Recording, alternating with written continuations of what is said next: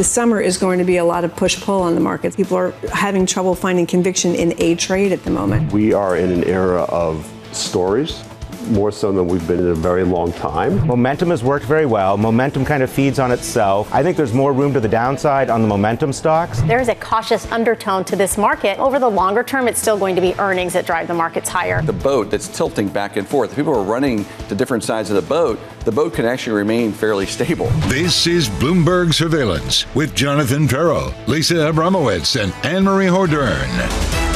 The runway to a soft landing is getting narrower. Welcome back. This is Bloomberg Surveillance from New York City for our audience worldwide. Anne-Marie Hordern, Danny Berger, Lisa Abramowitz. John should be back tomorrow. Right now, we're looking at a market that continues to be buffeted by one name. Yesterday, yes, that name was up. You've got about $200 billion of market gains yesterday. I'm talking, of course, about NVIDIA after about $200 billion of losses. But to me, under the surface, Danny, there is a question of what the message is from the rest of the market. There certainly is, because when you're led by one market stock, you kind of have to take that away and see what the rest of this market is doing. What the rest of it is doing is starting to indicate some of those growth concerns that Mike Wilson was here talking about.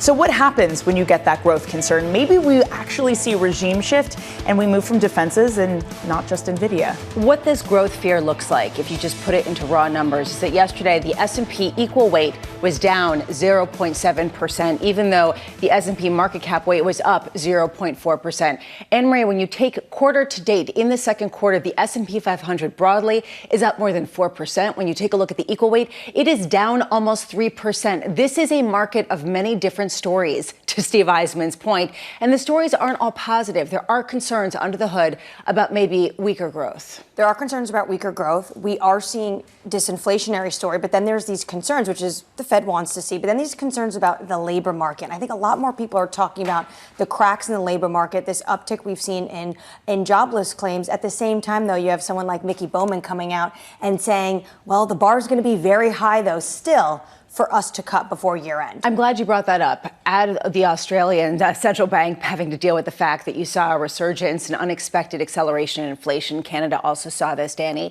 There is this feeling, and that's why it's the runway to a soft landing getting narrower. There's a feeling that the sides of the risk equation are both kind of rearing their heads and making it difficult to really know where to go, where to look.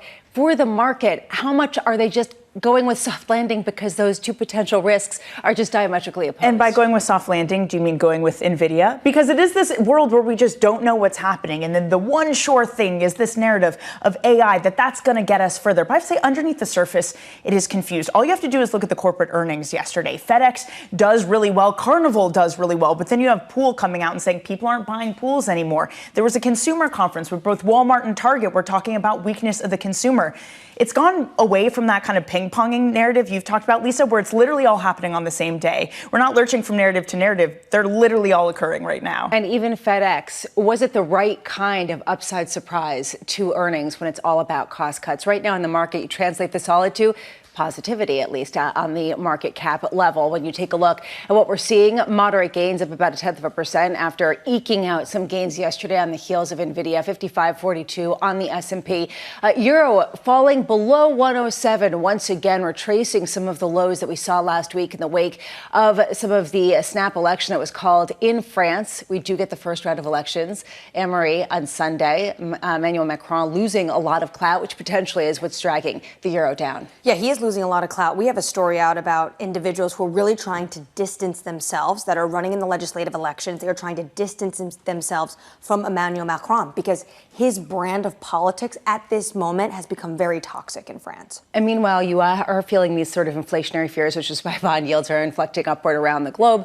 And then oil prices. And I want to just sit here for a hot second because we are seeing an increase in crude levels at a time where we're hearing more and more about Hezbollah and Israel.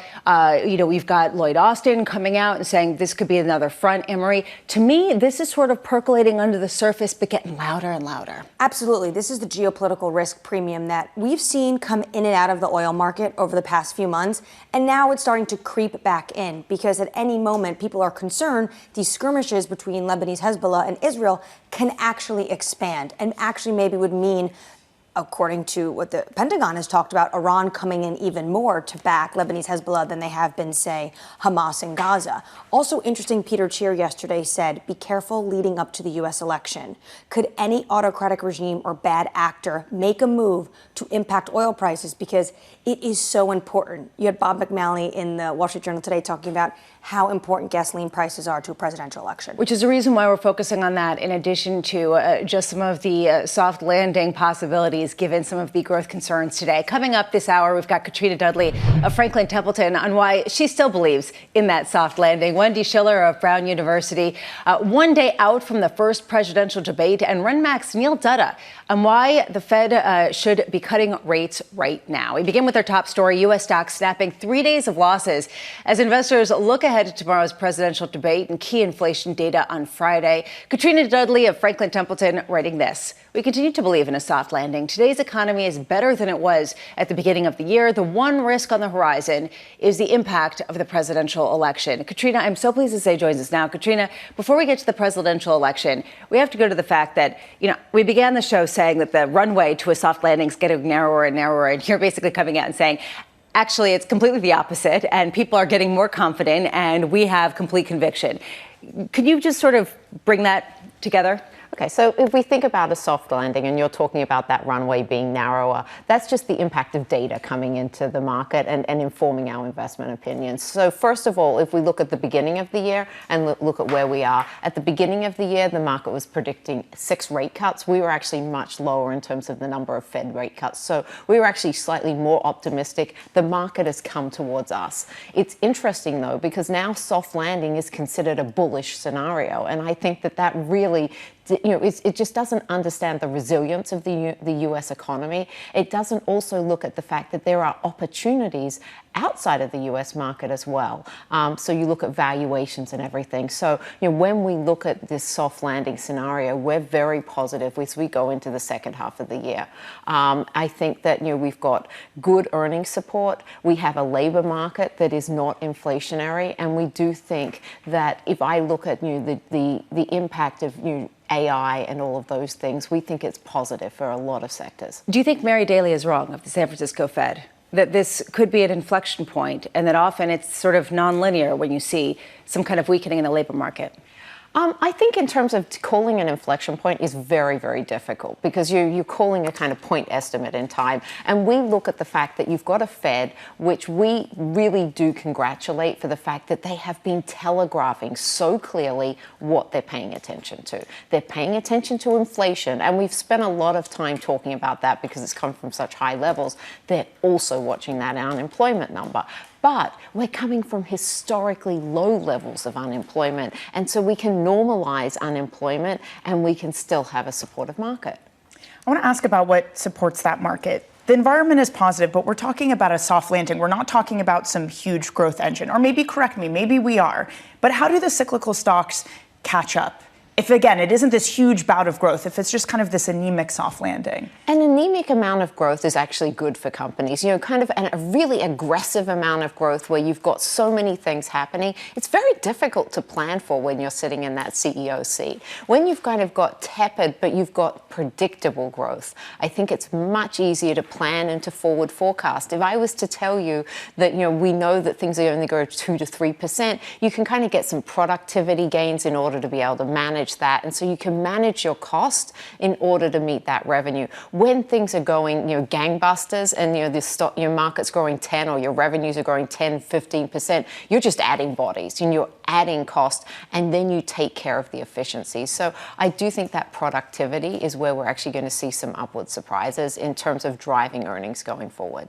Does this market make sense to you right now? I mean, maybe we want to strip out the NVIDIA to ask, does it make sense? But okay, let's say we strip out and you look at the rest of this market, a market where over the past quarter, it's been utilities and staples that have done well and the others have lagged. Do you look at that and say, okay, given we're trying to approach this landing, that all makes sense, or is something strange happening to you? So the concerns about the consumer are not new news in the last couple of weeks. I mean, you talk about McDonald's, for example. They were 3-6 months ago talking about the fact they were seeing a shift in the consumer to being more cost conscious. And what does that mean? Well, McDonald's sees the shift. They use data. They use a lot of technology in order to be able to forward project. And they say, we are going to bring out more cost conscious offerings to meet the consumer where they're at. And that's a really key aspect of what a company needs to do. You need to understand what's going on. So we already have known that consumer has gotten more cost conscious.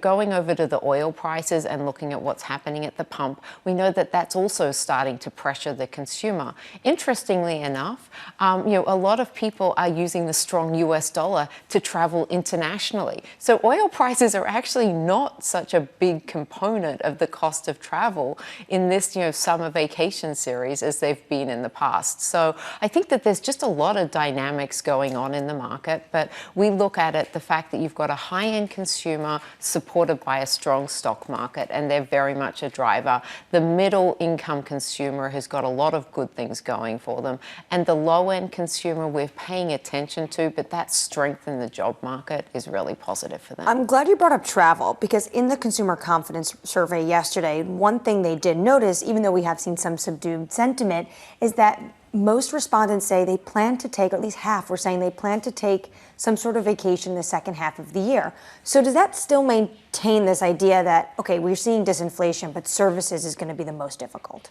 Services, in terms of what the number involves, the biggest driver there is actually the housing market and what's happening on the rent side of things. And that's a very significant lagging indicator. And so I think that the indication there is that that number is going to come down. So we really need to pay attention to that second derivative impact. So we do think that there's less inflation there. In terms of traveling abroad, it is the strength of the dollar that's really driving that. I mean, I'm heading over to London and to Portugal, and you look at the prices that we're going to be paying for accommodation, for trips and for travel, and it's significantly lower. And that's a really big driver for a lot of these travel. Before we let you go, you said that the biggest risk was the election later this year. Is there a scenario in your mind about which presidential candidate could potentially be more disruptive to the market?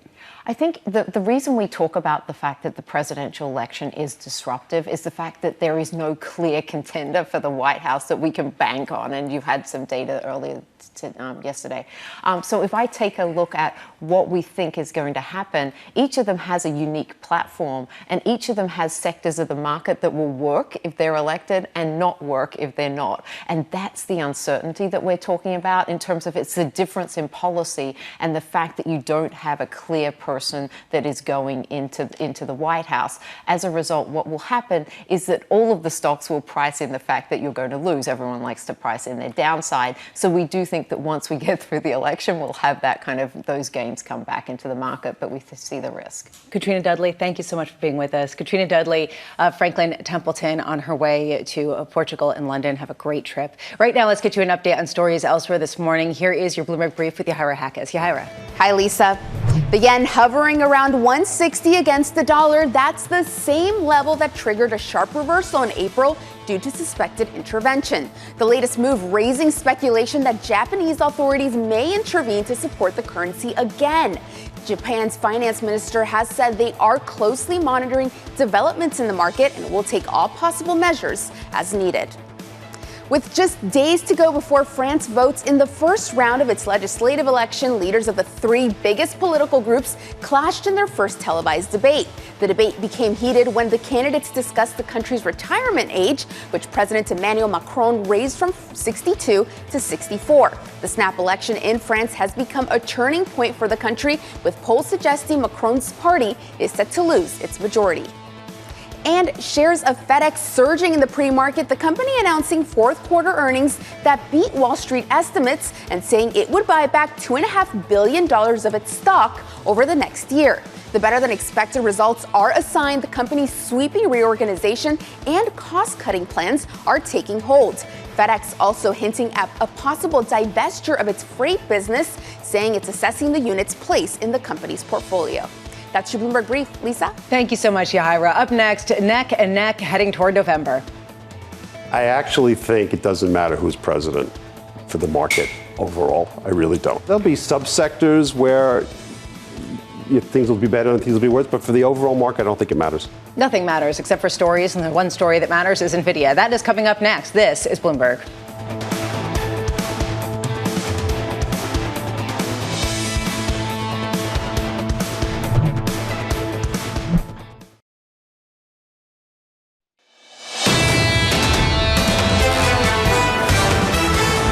Coming into Wednesday ahead of some home sales data, ahead of the debate on Thursday, and then, of course, on Friday, that core PCE deflator data that the Fed looks at to determine the inflation metric they view most important. Right now, you're seeing a bit of gains, but really just marginal across the board. Under surveillance this morning, neck and neck, heading towards November. I actually think it doesn't matter who's president for the market overall. I really don't. There'll be subsectors where things will be better and things will be worse, but for the overall market, I don't think it matters. Things that cause inflation or cause inflation to get better are so broad, and there's so many factors that, the fact that Donald Trump's going to be president is maybe marginal. Here's the latest. One day out from the first presidential debate, the latest polling from Morning Consult showing President Biden and Donald Trump tied at 44% each. Wendy Schiller of Brown University writing this: why are so few voters undecided at this early stage? It could be that it's two overly familiar candidates or a sign of further entrenching of party polarization. Wendy joins us now. Wendy, wonderful to see you. Or maybe it's just that, as we heard from Steve Eisman, nothing matters at this point. It's going to become such sort of a tired position of political punditry at the top of the country that you got to look elsewhere for actual policy shifts and, frankly, for what's going to move the market. Well, Lisa, I disagree with that statement. I think it will matter for businesses and labor. And I think that's really where we have to look. Labor has made some gains. As we know, the sector of private unionization is pretty small, but we've seen in the last year and a half, that they've secured wage increases in particular, and also sort of conditions on revenue sharing, other things that affect business. So those have been particular sectors, but it's the auto sector, for example, which is a pretty big sector. So when you think about the Trump administration and deregulation or protection of labor rights, and you think about the Biden administration in terms of regulation and labor rights, they are very different future pictures. And I do think that could put pressure, either downward pressure on wages or upward pressure on wages. So I disagree with that statement on a number of dimensions, but in particular there. And on undecideds, when you have a former president, recent former president, and a current president, there's not that much new to learn. And I think the weaknesses in these two candidates are what we're going to learn in the debate. Is Trump going to be more restrained and disciplined in his rhetoric? And is Biden going to bring the energy and the coherence that he did at the State of the Union, but as we've seen, has been inconsistent in that domain over the last couple of months? Wendy, this morning, the Wall Street Journal has an editorial out called Trump's Presidential Watershed. They talk about the polls showing Trump is about as personally unpopular as Biden, but his presidential opening is that voters recall fondly the results of Trump's pre-COVID policies. If the campaign is about their dueling records, Trump can win. If the election is about Trump, he'll defeat himself again. Do you think this is a strategy for the Trump campaign? Try to separate some of the rhetoric that unnerves some voters, especially independents, with policies that some of them looked kindly on? And Maria, I think that Trump could try to separate, the campaign people could try to separate Trump from his rhetoric, but that's impossible. I think just having Trump focus on himself and how great a president he was in his mind and in the mind of millions and millions of voters, and particularly strong loyalty in the Republican Party, and just focus on that message. And I think you can get your candidate, Trump, to do that. I don't think you can separate or distinguish. I think you just have to keep him on message, which was the economy was great when I was president, and I support independent businesses, et cetera, et cetera. I'm not going to make you, fill out paperwork. I'm not going to impose new regulations on you. I'm going to let you be free. These are the kinds of things that he did well on the first time, and I think this is what voters will respond to in 2024. So you can't separate the man from his words. He is, in fact, his words. But I think you can keep him on message when it's about his success. NBC is reporting that he could announce his VP pick as soon as this week. Is there an opportune time that you think the campaign should be announcing who's going to be his running mate?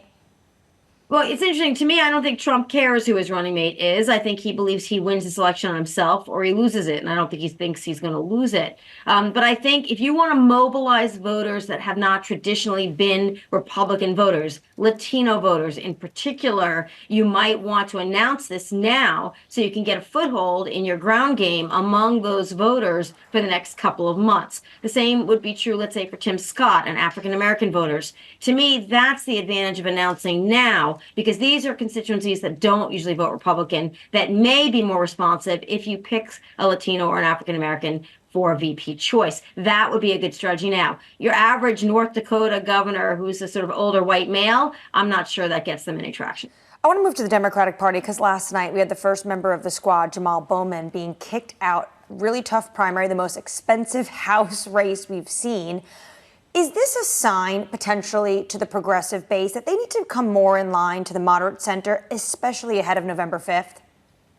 Well, I certainly think that, the Democrats are counting on winning back some of the seats they lost in 2022 in California and New York. And that's where some issues where the progressive has been very, very left are not playing that well with constituents. Those are competitive districts, or 8 total in all. If the Democrats were to sweep the table with those seats, it's likely they could take the House back with a slim majority. So it's really, I'm not sure it's the progressives that want to learn this lesson as the Democratic Party leadership that leans progressive to say to themselves, how do we position ourselves to win those seats? And a really left message doesn't appear to be winning them in more voters, and they really need to moderate on things like the economy and, as I said, wage increases, climate change legislation, infrastructure, all the things that Biden has actually done that most voters would respond favorably to. Well, Wendy, to that point, a lot has been said about whether or not this market reacts in a big way to who the president is what the makeup of Congress is, whether or not the branches are split. To that point, does it matter the fate of Trump and Biden? How tied are they at this moment to down ballot candidates, or are they very separate in the viewpoint of voters at this moment? Yeah, no, that's a great question. They are, I believe, down ballot, particularly congressional races, are, highly contingent on the performance of the presidential candidates at the top, more so for Biden because he's the incumbent than for the Republicans. And the Senate races are really dispersed across the country in terms of their importance in this and their competitiveness. Right now, you got Democratic incumbents that are leading in swing states when Biden is losing to Trump in swing states. That's a really interesting dynamic and suggests voters are willing to split their ticket come November. So you could see, either the Democrats maintaining the Senate or losing barely but winning the House, and Trump winning the White House. And that's something we don't usually see. Second, in political science, we see over the years that markets don't like uncertainty, that when there's a presidential election, things get a little shaky. And once it's been resolved, no matter who wins, then the markets seem to regain their footing. So it's the uncertainty, really, more than the individual winner or loser for the markets over time. Wendy Schiller of Brown University, thank you so much. And we certainly do see this in options markets, this idea that people are expecting maybe in November we get a blip in volatility as a result of not being clear on exactly who the president exactly is just yet. Well, it might take days or weeks because of voting ballots for these states. Some of them can only start counting the day of the election. So it might not be as clear. Remember what happened in 2020? Everyone thought it was a red wave, and then they started counting all of the blue states. A lot more Democrats voted by mail.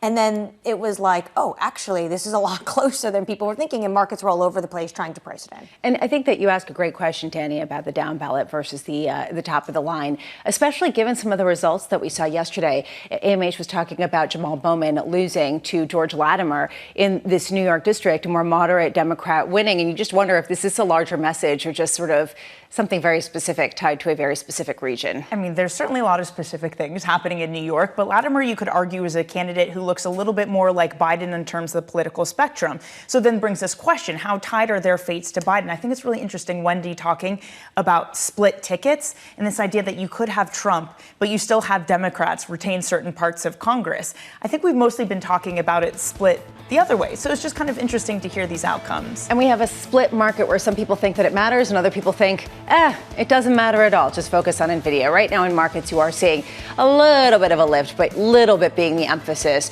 in the equity market. Yields marginally higher. This is something we're watching after getting a faster than expected inflation rate out of Australia. And then, of course, oil prices a bit higher as people look at some of the geopolitical risk. This is Bloomberg.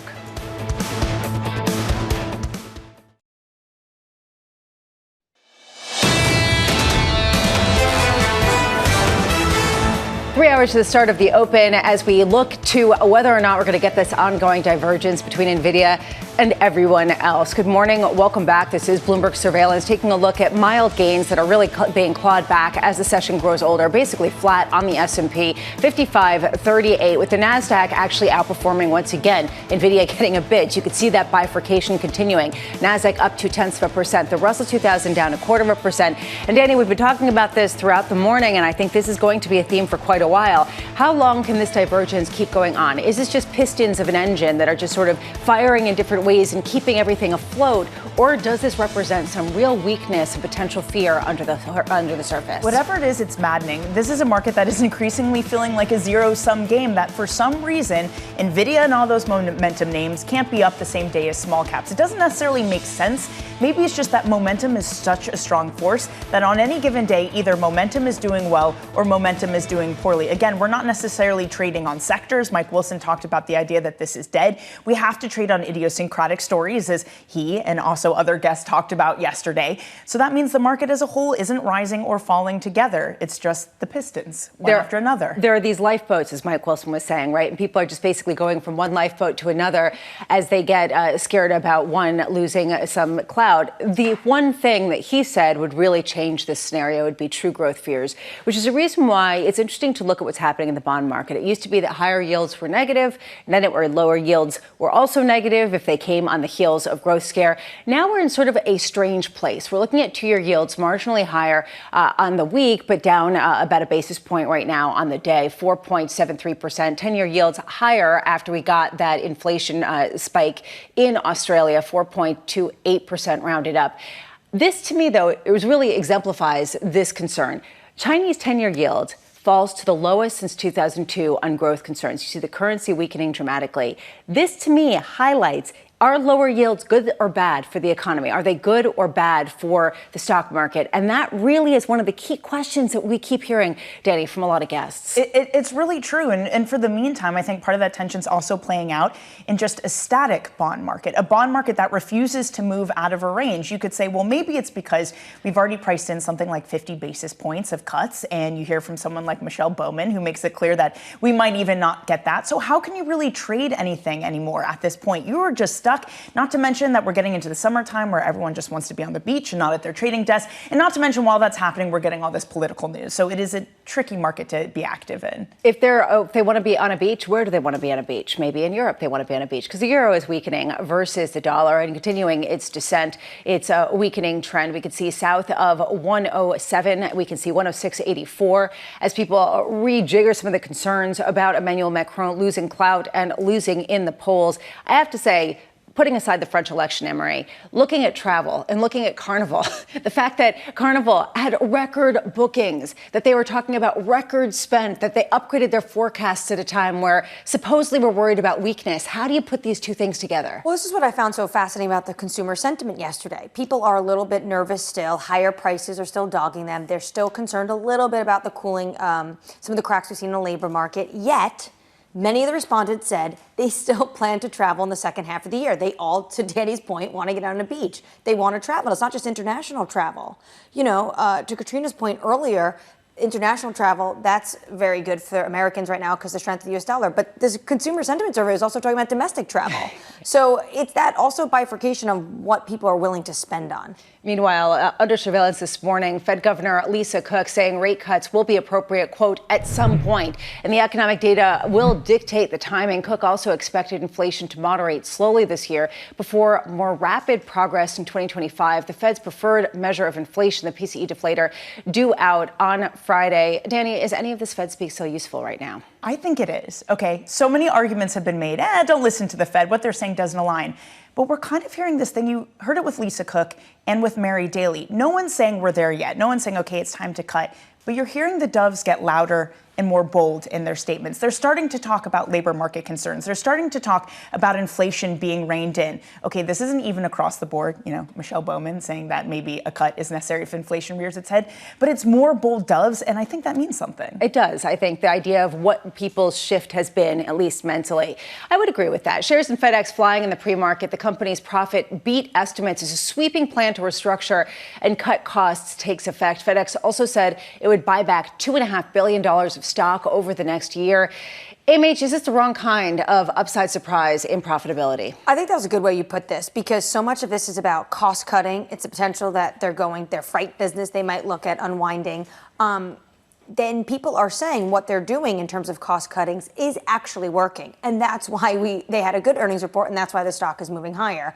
At the same time, though, it does seem to be that the logistics business is healthy at the moment. A lot of concerns about this business as after the COVID-19 pandemic. But to your point, it is it's a good for maybe not the best reasons. Yeah, cost cutting starts to represent some sort of weakening, or at least trying to pare around the edges. Another stock surging this morning, Rivian, the struggling EV maker, getting a boost from a $5 billion agreement with Volkswagen to jointly develop battery-powered vehicles and software. Both Rivian and Volkswagen have struggled this year amid a slowdown in EV demand. So how much is this, really a boost on this prospect, Danny, or how much is this just sort of retrenching from an almost 50% decline in Rivian shares so far this year? And Rivian is one of these many, this is the only phrase I can think of, and I know it's not right, but Tesla wannabes. These companies who want to build up a big EV presence in the US, there's a graveyard of them right now who have tried to do this and had a lot of VC, a lot of whatever backing, and have just run out of money. There's one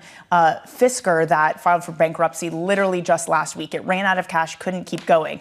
So here is Rivian trying to extend that runway, hoping that they can keep going. I think that makes sense from their point of view. VW, I know they want this for software, but they literally have already invested in another trucking EV called Scout. So I don't really get that. It seems like they're just going to cannibalize their own business. I'm not totally certain. VW is down today for whatever it's worth. So maybe that's the concern. Yeah. Exactly. Maybe that's perhaps the why. Turning now to the credit market, TCW CEO Katie Koch expecting rising defaults, but saying she doesn't see a bubble in private credit. I spoke with Katie and the co-CEO of OakTree Capital Management, Robert O'Leary, at the Bloomberg Invest conference yesterday. Where are we in the credit cycle? Very quickly, I would say we think the credit cycle is quite mature. And we do expect there to be some challenges ahead, both in public and private markets, and we can come back to that. We don't think that necessarily the equilibrium rate is 5.5%, but it's also not zero, which means that by definition, things are going to get more restrictive ahead of us. And then you just have to think about the vulnerability of companies. Clearly, the ones in the IG space that have already termed out their debt are more secure. High yield has shorter maturities. They're going to have to refinance, obviously, eventually at higher rates. And then the most exposed would be those companies in floating rate structures, which we can talk more about. The second point I would make, and I alluded to it, but I just want to emphasize it, is that we do think markets are too complacent now. We don't think the very record tights that we have on credit spreads are reflective of some of the real challenges we have in the economic backdrop. Now, obviously, people are still bidding for credit largely over the last 12 months because you have all-in yield buyers, but ultimately the spread is what gives you protection, and there's not a lot of it now. So we would think there's more opportunity to skew to widen than to narrow, to state the obvious. And then the third point I just want to make is that there is going to be a lot of dispersion here for the reasons mentioned. And we think that's true, again, in both public and private markets. And it should be quite an extraordinary opportunity for active managers to be able to lean into the right places and be liquidity providers and take some pretty incredible returns for their clients. All very well said and very consistent, I think, with our point of view. If you look at what happened from the financial crisis probably until 2022, there has been an unprecedented buildup in the amount of debt of all forms, but particularly the forms that we specialize in. It's grown at a rate well in excess of the underlying economy. And when you've seen that kind of dynamic where debt grows in excess of economic activity, typically that leads to a blow off or some sort of dislocation over time. That, we would have expected something like that would have already happened. Normally you need some sort of catalyst. We've had a couple catalysts. We had the pandemic, obviously. We had the rate move. Now you're facing a pretty significant maturity wall. So we'll see how the market handles that over the next couple of years. But that maturity wall is only increasing. And, to the point you made, Katie, about dispersion, there are companies that are going to handle it just fine, and there's some companies that are going to fall out. And, over time, we think that'll be an increasing phenomenon. So both of you seem to suggest that we're late cycle in this credit space, that maybe markets are overly complacent. One thing that's been hard to get your hands around is what does some sort of blow-off look like? A lot of people think about, it must look like a financial crisis akin to 2008. Otherwise, there isn't a near-term corollary in people's minds. Is it just an increase in defaults back to sort of historic norms? How do you sort of view what's ahead? I'll start and then pass it over to you. The first thing I would say is that we lack the proverbial crystal ball, so we can't tell you if and exactly when there's going to be a recession. I mean, we know that that's the way the world moves, so we'll get that. But I'm interested if you agree, but our view would be that we can get some widening of spreads and some dispersion even in the absence of a recession because of restrictive rates. I don't know. Yeah, very good point. I mean, you have, as you said, floating rate debt, companies that were predominantly floating rate debt experiencing a lot of stress, burning through, whatever liquidity buffers they may have had. And I guess the different feature of this particular cycle, which we're both well versed in, is the documents are so much worse than they have been historically. And that plays to the advantage of the sponsor. The sponsor is able to delay the day of reckoning. What would have been a default 5 years ago, 10 years ago, is now a liability management exercise, which turns into an extended sort of a decline for these companies. We think it all ends in the same place, that there's defaults, but it may be more protracted this go around. There's a lot to unpack there. This idea of, you're talking straight about private markets, and private markets have kind of grown up since the post-financial crisis era and really become something much more mainstream as an asset allocation that people commit funding to. There is this question of, has it gotten frothy within the private markets? Mm-hmm. We're talking about spread tightening in the public markets, but in the private markets, you're also seeing covenant weakening. You're seeing documents maybe get more forgiving and allow people to go on for longer before defaulting. Is that an area that you see a significant amount of the distress to come, or do you think it's just general? Okay, so just going back to your original question, I think we expect spread widening regardless of whether or not we get a recession. If we get a recession, obviously that will happen more. That's our expectation in liquid markets. And again, big opportunity for alpha there for people to lean in. So just to be clear, we do manage liquid assets as well. At TCW, we have a core plus type mandate. It's the core of people's retirement savings. That's the part of our firm where we would express a macro view. And based on what we've discussed here in that portfolio, we're very liquid, we're conservatively positioned, we're overweight agency MBS, carrying over the index, and we're waiting for one of these events that we just described here, some type of credit event where, again, we can step in, be a liquidity provider, and generate outsized return for clients. We just don't think you're getting compensated now for credit risk. So that answers your question in terms of how we're positioned.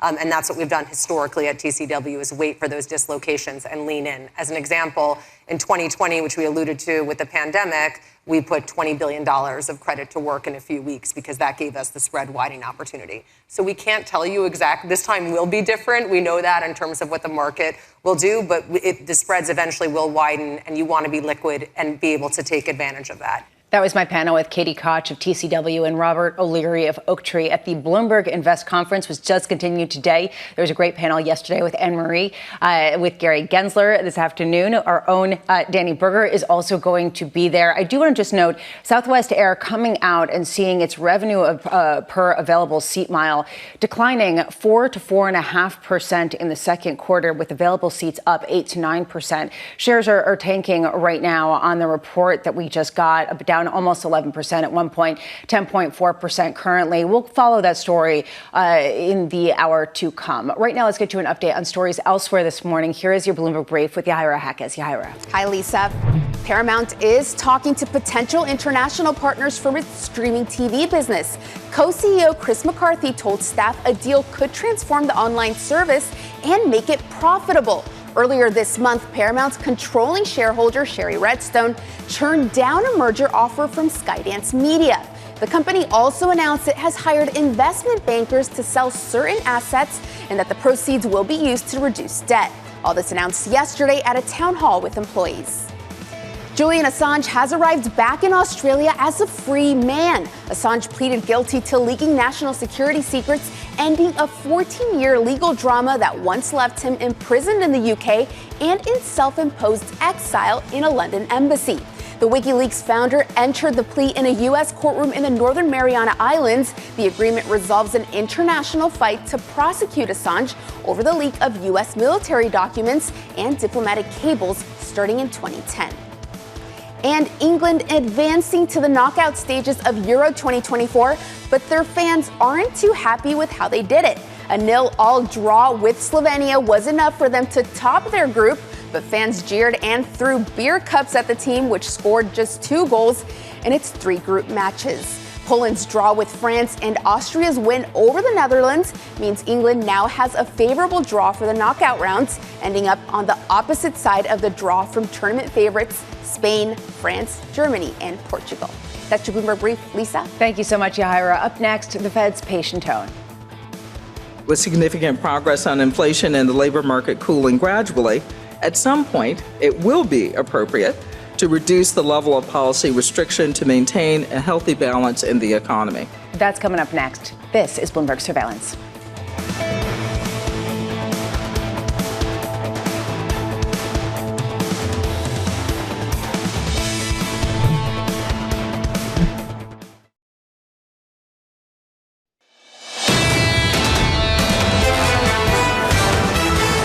Growth concerns very much in the forefront. You wouldn't know it based on yesterday and today. If you take a look at, say, I don't know, the NASDAQ 100, if you take a look at the S&P, just basically climbing near record highs, 55.40, up less than 0.1%.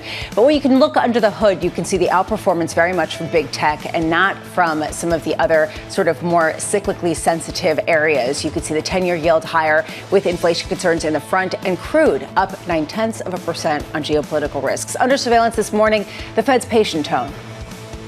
With significant progress on inflation and the labor market cooling gradually, at some point, it will be appropriate to reduce the level of policy restriction to maintain a healthy balance in the economy.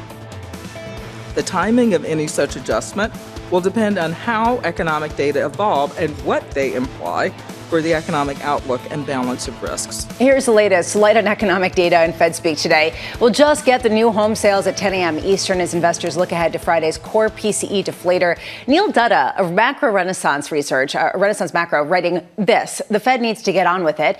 The rationale for cutting policy rates is quite strong. In short, unemployment is up, core inflation is down. This is why a federal funds rate based on simple monetary policy rules that relate changes to unemployment and inflation to a policy rate suggest cuts now. Neil joins us now. Neil, I love this idea that you're on the same page with Mike Wilson after having quite a bit of divergence for a number of years.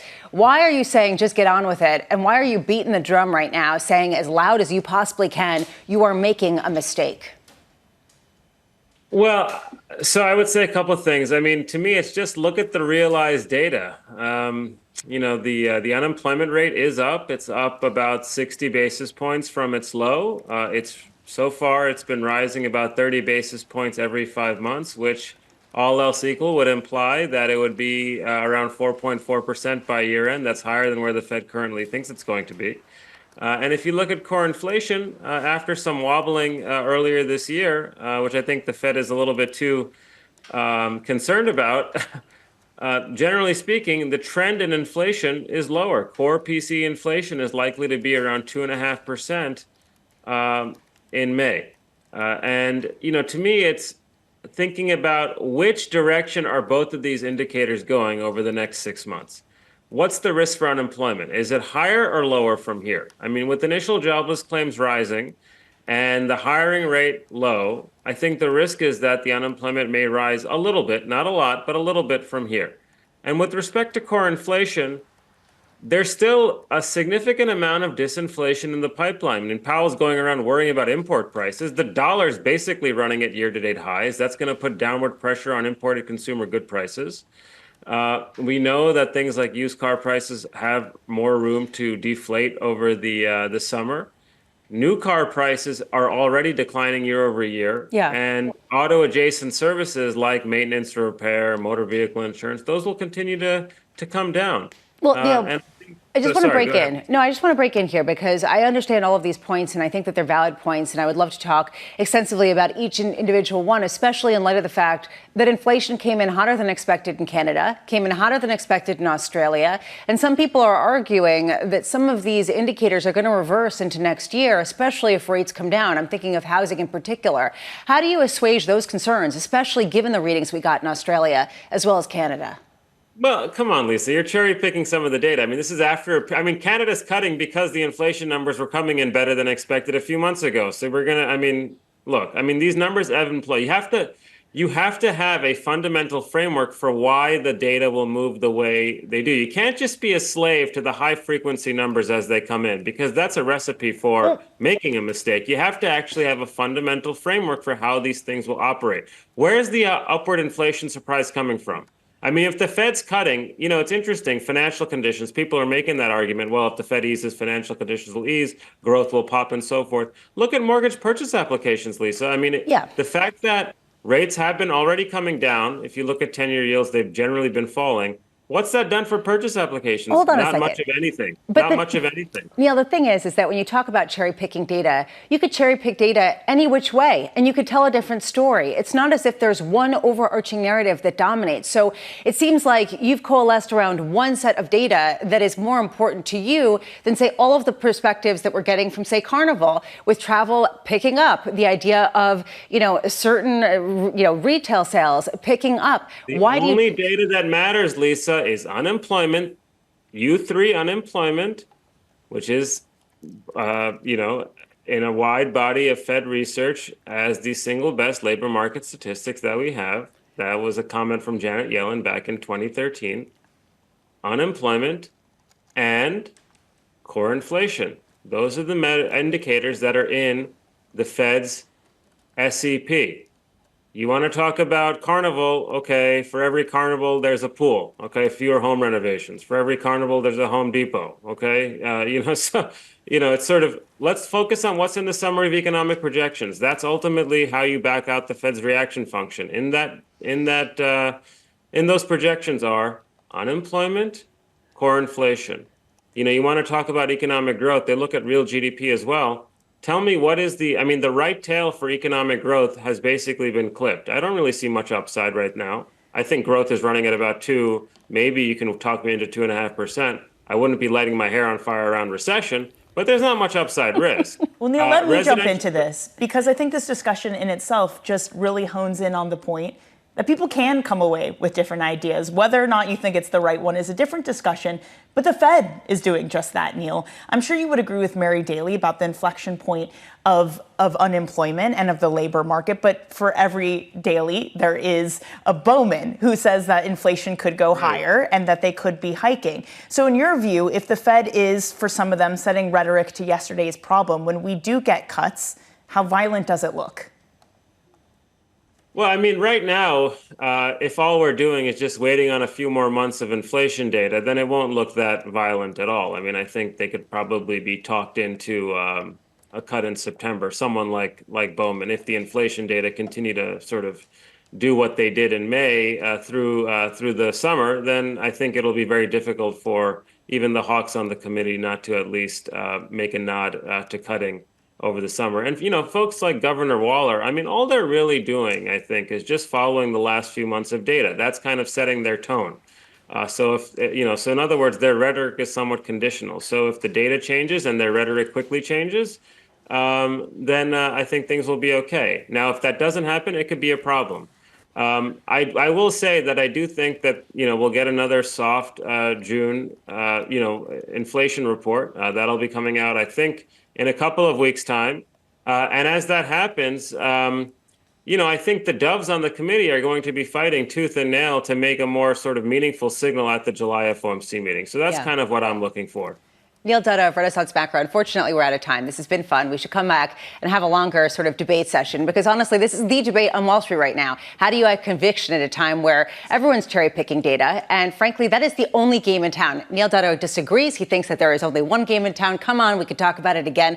I could talk to you all day. Coming up next, BlackRock's Wei Li, Bloomberg's Josh Wingrove, Jill Carey Hall of Bank of America, and former New York Fed President Bill Dudley at a time of cherry picking. I like cherry picking. That's what we do. There is nothing else right now, given the fact that you could basically have a different story on the same day, Danny, as you were talking about with pool on one hand, and then you could look at Carnival with everyone cruising around the world and enjoying their croissants. What we're looking at right now in markets is basically a tepid kind of action, at least in equities. You do see a euro weaker in the crude space. Keep an eye on this, up almost at 1%, 0.8%, as geopolitical risk rises.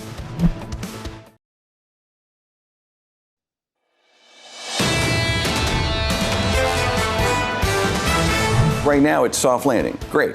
As long as that remains stable, we can kind of stay in this sort of environment that we're in. I do think there's enough evidence at this point for the Fed to start cutting interest rates. I still only see 1 to 2 cuts this year. I think the Fed still does need to be cautious. Even though they're not quite at their inflation target, they are probably at the back of their minds thinking, yes, we need to start moving ahead of time. If they're cutting because growth is really quite strong, but it's just disinflation in the system allows for some scope, then that's a better narrative. This is Bloomberg Surveillance with Jonathan Ferro, Lisa Abramowitz, and Anne-Marie Hordern. The big question over the last few weeks is a big tech dominance a feature or a bug? Welcome back. This is Bloomberg Surveillance for our audience worldwide. Anne-Marie Hordern, Danny Berger, I'm Lisa Abramowitz as we look at a market trying to find its footing after yesterday NVIDIA regained pretty much all the losses it had yesterday or the day before yesterday, and yet you saw underperformance under the hood. Raising this question, Danny, is big tech basically a feature or a bug of this market stability? One thing it has done is it's left positioning extremely full. All the statistics you look at shows that we're very overweight tech. It doesn't necessarily mean that it comes crashing down, but it is a vulnerability. Barclays had this statistic. Household equities are at a record. So people are making some good money if you own the stock market. Maybe the thing that lets it go down, Lisa, is people taking profit to go on their Carnival cruise. You know, which is what I was highlighting as one note of positivity. Neil did note that he was happy that I highlighted something positive at least, and that if it took you sounded bullish. Yeah, I sounded bullish on earnings of Carnival, of a cruise liner of all things, and that at least made him happy if that's what it took to counter it. But what he was talking about is really interesting, and basically he's saying when you look around and what you see is a weakening labor market and a Fed that is late to the game unless they cut right away. He says it's obvious. He says that anyone who pushes back against that is cherry-picking data. My personal view, Anne-Marie, is that we're all cherry picking because you can paint a different narrative with lots of different data.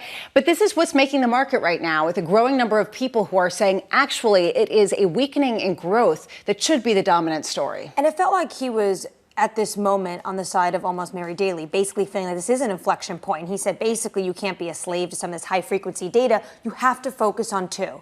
He said the only two that matter is unemployment, which he says, and especially to his data point, higher than the Fed's by year end, north of 4%, 4.4%, I believe he said, and then also the disinflationary trend. And he said you have to stick to those two items, and that is it. Ignore everything else. And in that case, he thinks even some of the hawkish members in the Fed could be talked into September being on the timeline. All right, and maybe we're just talking about 25 or 50 basis points. Maybe we're not talking about a wholesale recalibration of what it looks like to have a neutral rate. That said, there is this very real issue, Danny, especially ahead of some of the housing data that we get later today. What does a 25 or 50 basis point rate cut do to ignite inflation in areas, say, like the housing market? And it's a point that we discussed with Richard Miller earlier in the week, or last week, when he talked about this idea that it would bring demand back. So prices go up, and you're left with this awkward position.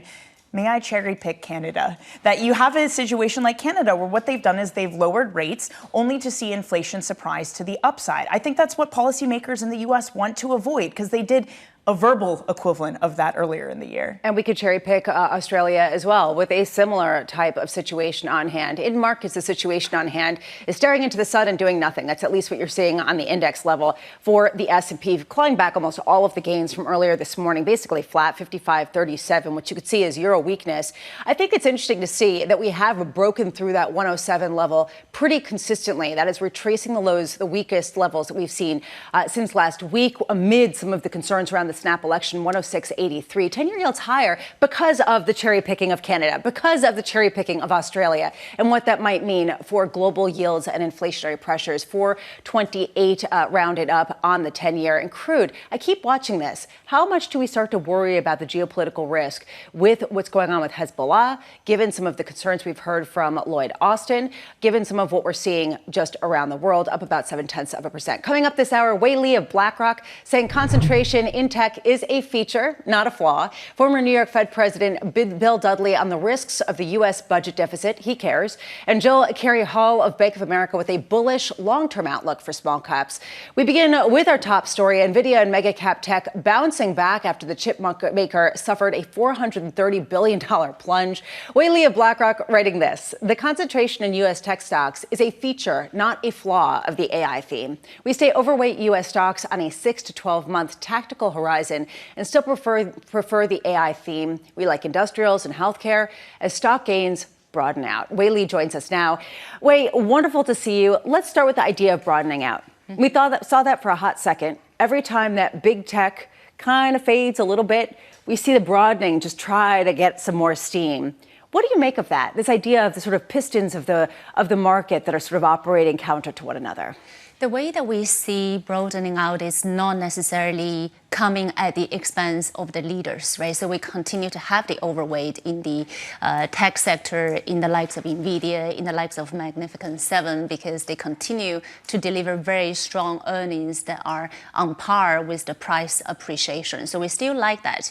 But we're also starting to see signs of the momentum broadening out, not necessarily at the expense of the leaders giving in to a reversal of the momentum, right? So the reason that we see broadening out of the theme is if we think about the capex spend that is expected to happen to build the infrastructure, the piping around AI. We're talking about price-insensitive arms race to build AI data centers by all the companies that are flush in cash. Then some of the bottlenecks, as we think about kind of AI data center building out, could create opportunities for excess returns. And this is where we look at the likes of energy, the likes of industrials, the like of materials that are well positioned in this kind of environment of still supply constrained and pretty price insensitive demand. So this sounds like a very specific broadening out. This isn't, say, Krispy Kreme or, something. It's not small cap. Yeah. I mean, my point being that,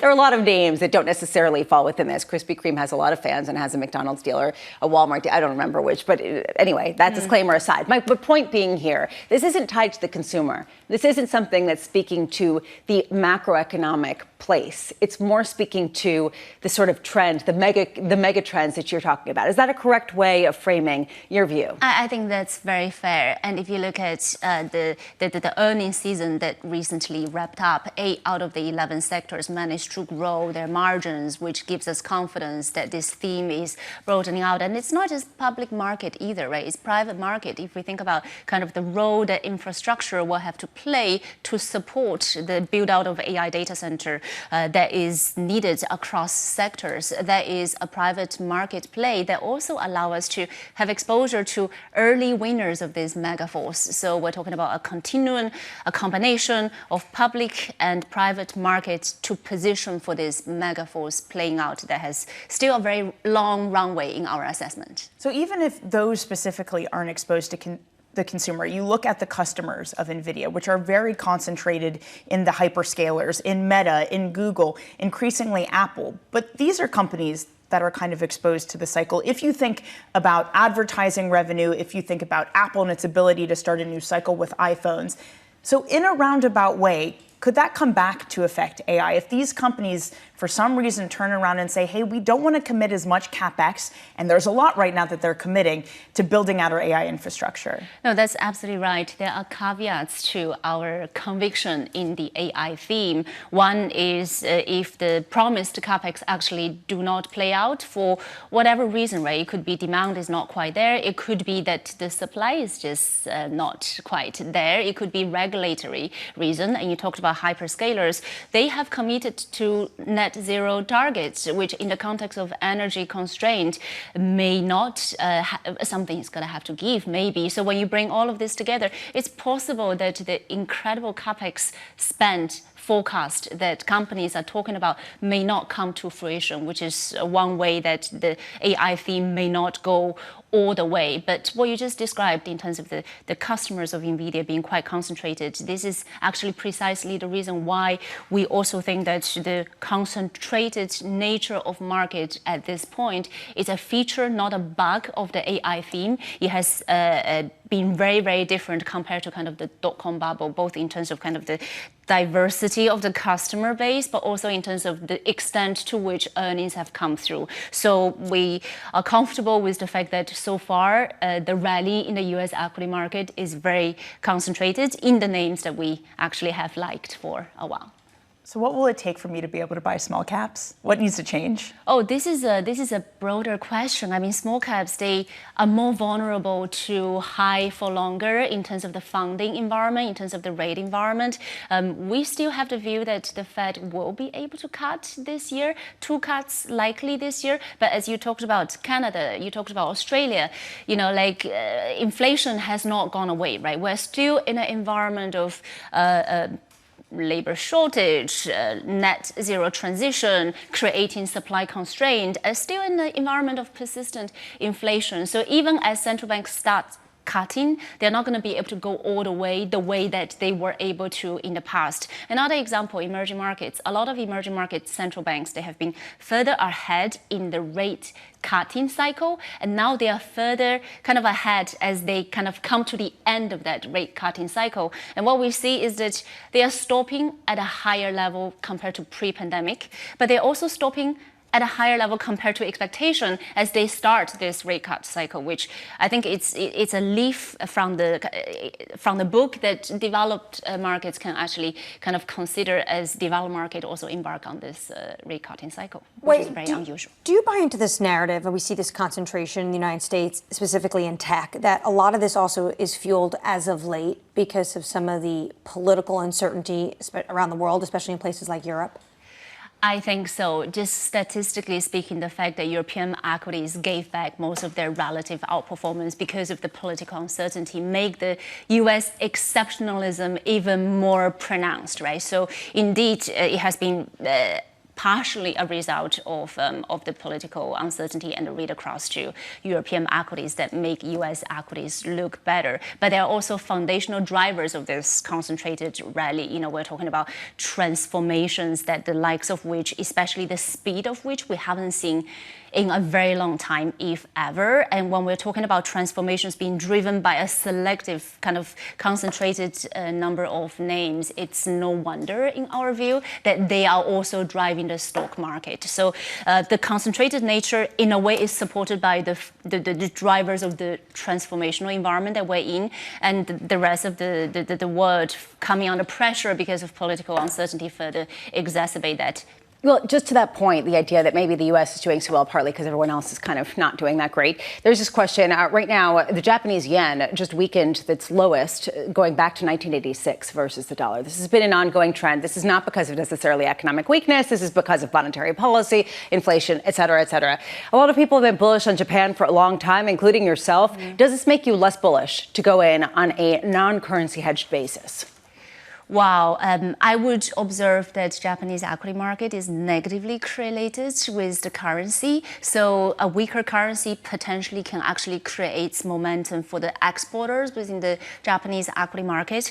But we still think that over a longer term, at this level, we would still rather own it on an unhedged basis, which is our view at this juncture, but obviously very, very volatile, which is what we have seen so far. Yes, some are banking on intervention coming from the central authorities, but it's going to be very costly, and so far it hasn't really worked. So I think volatility is what we should expect. But for Japan, Japan is actually one of the very few markets where macro is our friend. So here in the US, we're talking about about kind of tougher trade-off given the persistent inflationary pressure. Central banks having to choose, is it labor market, is it inflation?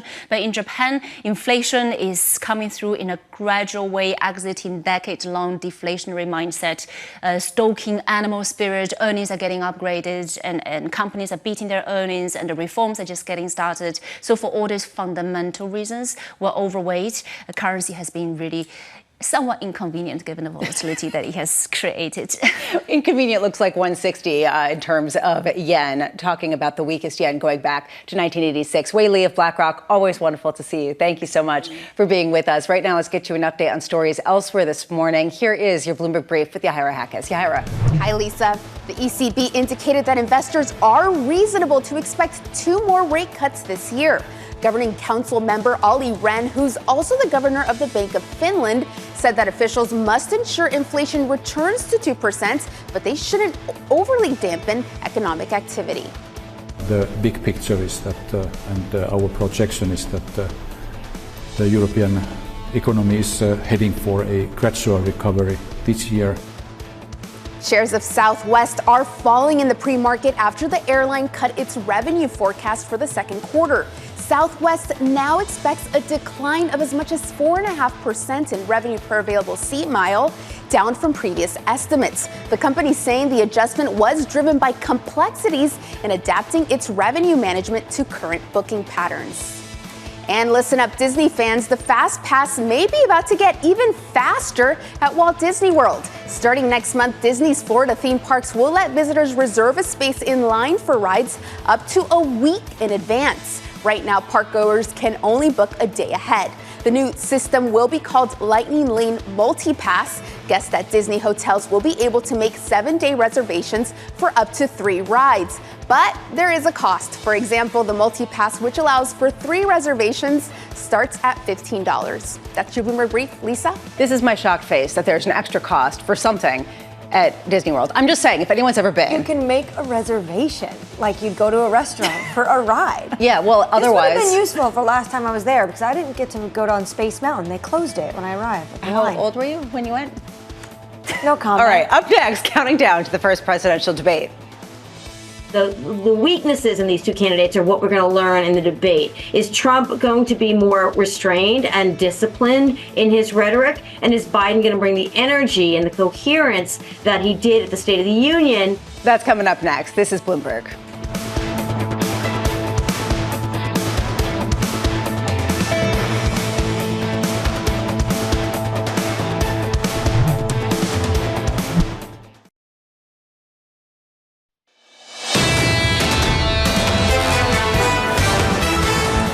Quiet day as we look ahead to housing data. It really ramps up tomorrow with the presidential debate after the bell, as well as, of course, on Friday, that key inflation data under surveillance this morning, counting down to that first presidential debate. The weaknesses in these 2 candidates are what we're going to learn in the debate. Is Trump going to be more restrained and disciplined in his rhetoric? And is Biden going to bring the energy and the coherence that he did at the State of the Union, but as we've seen, has been inconsistent in that domain over the last couple of months? Here's the latest, just one day until the first presidential debate. President Biden aiming to dispel concerns over his age with a strong performance, while Donald Trump expected to press Biden on inflation, the border, and immigration. The latest poll from Morning Consult showing the candidates in a dead heat at about 44% each. Bloomberg's Josh Wingrove joins us now. Josh, you know, there are a lot of things that people are going to be looking for. Personally, I'm looking for actual policy. Where is the daylight between their policies? And I'm thinking in particular on immigration, given the economic clout. What are we expecting on that front, given some of the rhetoric we've heard from Trump and some of the actions taken by Biden? Yeah, good morning. I think we're going to see President Biden go after Trump for intervening on that border bill. To name one, you talk about immigration. There was a bipartisan deal in the Senate. It collapsed, and Biden has taken these executive actions, which are just going to be sort of fly traps for legal challenges. But he's going to blame Trump and saying, I'm the one that actually wants to do something on the border. You're going to hear Biden talk about abortion, no doubt. He's campaigning on trying to get Roe v. Wade restored. He, of course, would need to run the table to do that. So, a bit of a tall order, but we'll hear from that. And next year is a tax policy election, or at least next year is a tax policy year after this election, I should say. And so we're going to, I think, hear Biden go after Trump on the reported commitment or interest that he has in lowering the corporate tax rate, for instance. Biden has enjoyed campaigning against Trump's previous tax package, which, of course, many provisions expire next year, namely the individual provisions. And so that one will hang in the air. So I think there will be stuff in there, but the theater side of it is impossible to avoid. I can, sense the excitement in everyone's voice for this big debate. For Biden, the downside, of course, is that if he has a stumble or a moment or a freeze, that will fuel age concerns that have been sort of circulating. For Trump, it's if he sort of says something that he's been saying on the campaign trail to his more red meat type base, that might alienate independent voters. And so both campaigns think that the expectations game might work in their favor. Well, I think part of the reason why not everyone is so excited is because we've been here before. To Wendy Schiller's point, the electorate really knows who these individuals are. But Josh, you recently wrote a story about what Biden's debate prep actually looks like. Take us behind the scenes at Camp David, where he's basically been hunkering down for the past few days. Yeah, since last week. And, they've been saying, look, he has less time to prepare than he did last time simply because he's the president now. He's got an actual day job. Whereas in 2020, that burden, of course, fell to Trump. And so right now he's sort of up there with a dozen or so aides. His lawyer, Bob Bauer, who played Trump in the 2020 prep, we understand is playing him again this time around. These things kind of start informally, around a fire kind of thing. And then they go to the formal sort of two-podium debate prep. And so that's the stage of obviously that they're at right now. Now, tomorrow, the rules on this are interesting, right? There's no audience, there's no muted mic, or the microphones are muted. Between that, of course, Trump has in the past, in particular, talked over both the moderators and his opponent in these debates, and so I guess they're trying to get a handle on that. But Trump's campaign is already working the refs, and they're saying that CNN is going to be biased, and that this is a 3-on-1 debate. They've also spent the last 2 years saying Joe Biden is Sleepy Joe and questioning his mental acuity, and now suddenly are spending the last few days saying what a great debater he is. So it's a lot of to and fro on this one. Trump essentially trying to raise expectations for Biden, and then if he has a good performance, they're also questioning whether there should be drug testing even of the candidates. So the snipping on this one back and forth has been remarkable. It has been. Also, what I think you see from both these individuals, they're really trying to lower their bar for themselves so they can make sure that they clear it by the end of the night. But there are concerns when you look at polling about Biden's age. How are they going to combat that tomorrow evening specifically? I think it's a fair bet that they might borrow from their first ad, which sort of began with, look, I'm not, a young guy. And so if they try to sort of wrap their arms around it immediately, that might help. Biden has also said things like it's not the age of the person, it's the age of their ideas, trying to hit Trump for essentially like an 80s economic policy. Whether this will work, I don't know. The sort of broad question is, can Democrats, that they're asking is like, can Biden come out like the State of the Union, give a good speech, prove that he's up for it, and sort of mitigate any risk? And if so, they're probably in the clear with a pretty good debate. It certainly is possible to come to the conclusion that Biden could have more to lose in this debate than Trump if he does have a moment that sort of feeds those anxieties. I'll note that Biden's been ticking up a little bit in the polls, in particular in some of the swing states. It's been very, very, very minor, but he has a tiny bit of momentum on his side after a lot of polls showing Trump with a bit of a clearer lead. And so this election remains just so tight, it could be just like a handful of states, even just 3 states deciding it. And that's why these things are going to be so closely watched for any sort of one stumble or issue. Josh, to that point, is one stumble, one issue. Is it enough to convince what's been labeled this time around as the double haters, the disproportionate amount of voters who just don't like either candidate? I think so, in part because it's only the two of them on stage, right? And a lot of polls have been showing people flirting with the idea of supporting Robert F. Kennedy Jr. or other third-party candidates. And this is sort of a win for Biden in some ways, and for Trump, to just have the two of them up there. Biden's campaign wants to present this as a binary choice, pick one or the other. And they've been saying things like any vote that isn't for Joe Biden is effectively supporting Donald Trump. And so that is one angle here. A lot of polls show in particular sort of younger voters bleeding towards the interest of supporting third-party candidates. And so for them to be able to sort of frame the race as, A or B, pick your slot, I think there'll be excitement about that. Bloomberg's Josh Wingrove, thank you so much. I want to see the actual attendance or viewers of this debate. I want to see just how viewed it's going to be. MH, I know this has been something people have been talking about, that even though everyone says, we're sick of this, we're double haters, blah, blah, blah, they're still going to be watching. Yeah, they're going to be watching, if not live, but also what each campaign is going to quickly clip and then get out on. Both these campaigns are on TikTok, Instagram, Twitter, and the likes. Interesting, though, with mute mics. How much back and forth can they really have if you're muted? I love what Danny says. Or you're going to see one of them try to scream over the mute. Definitely. Turn this thing on. Yeah, maybe they can reach the other candidate's microphone if they yell out enough. Oh, boy. Well, coming up, former New York Fed President Bill Dudley, not on that, on the U.S. deficit. This is Bloomberg.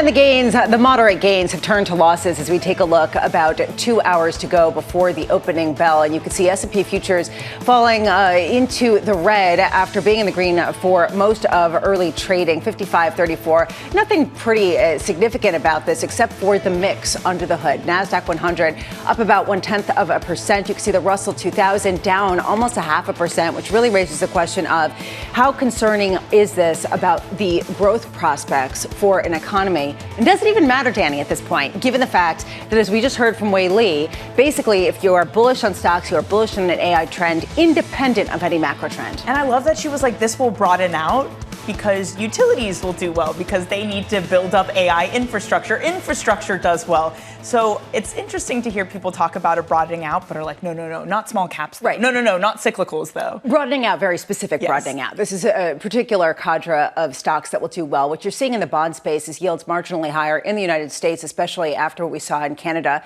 as well as Australia. On the 10-year yield, up about 3 basis points, even with 2-year yields coming in just a touch to 4.73. 10-year yields 4.28. 30-year yields coming up also about 3 basis points. Really the two-sided risk here of inflation potentially picking up, as well as potential growth concerns. And then in the currency space, it's fascinating to see the dollar preeminence, regardless of concerns about the fiscal deficit, which we'll get to in just a second, regardless about concerns about political dysfunction, weakening growth, Fed rate cuts, et cetera, et cetera. It is dollar strength across the board. Euro falling below that 107 mark, 106.80.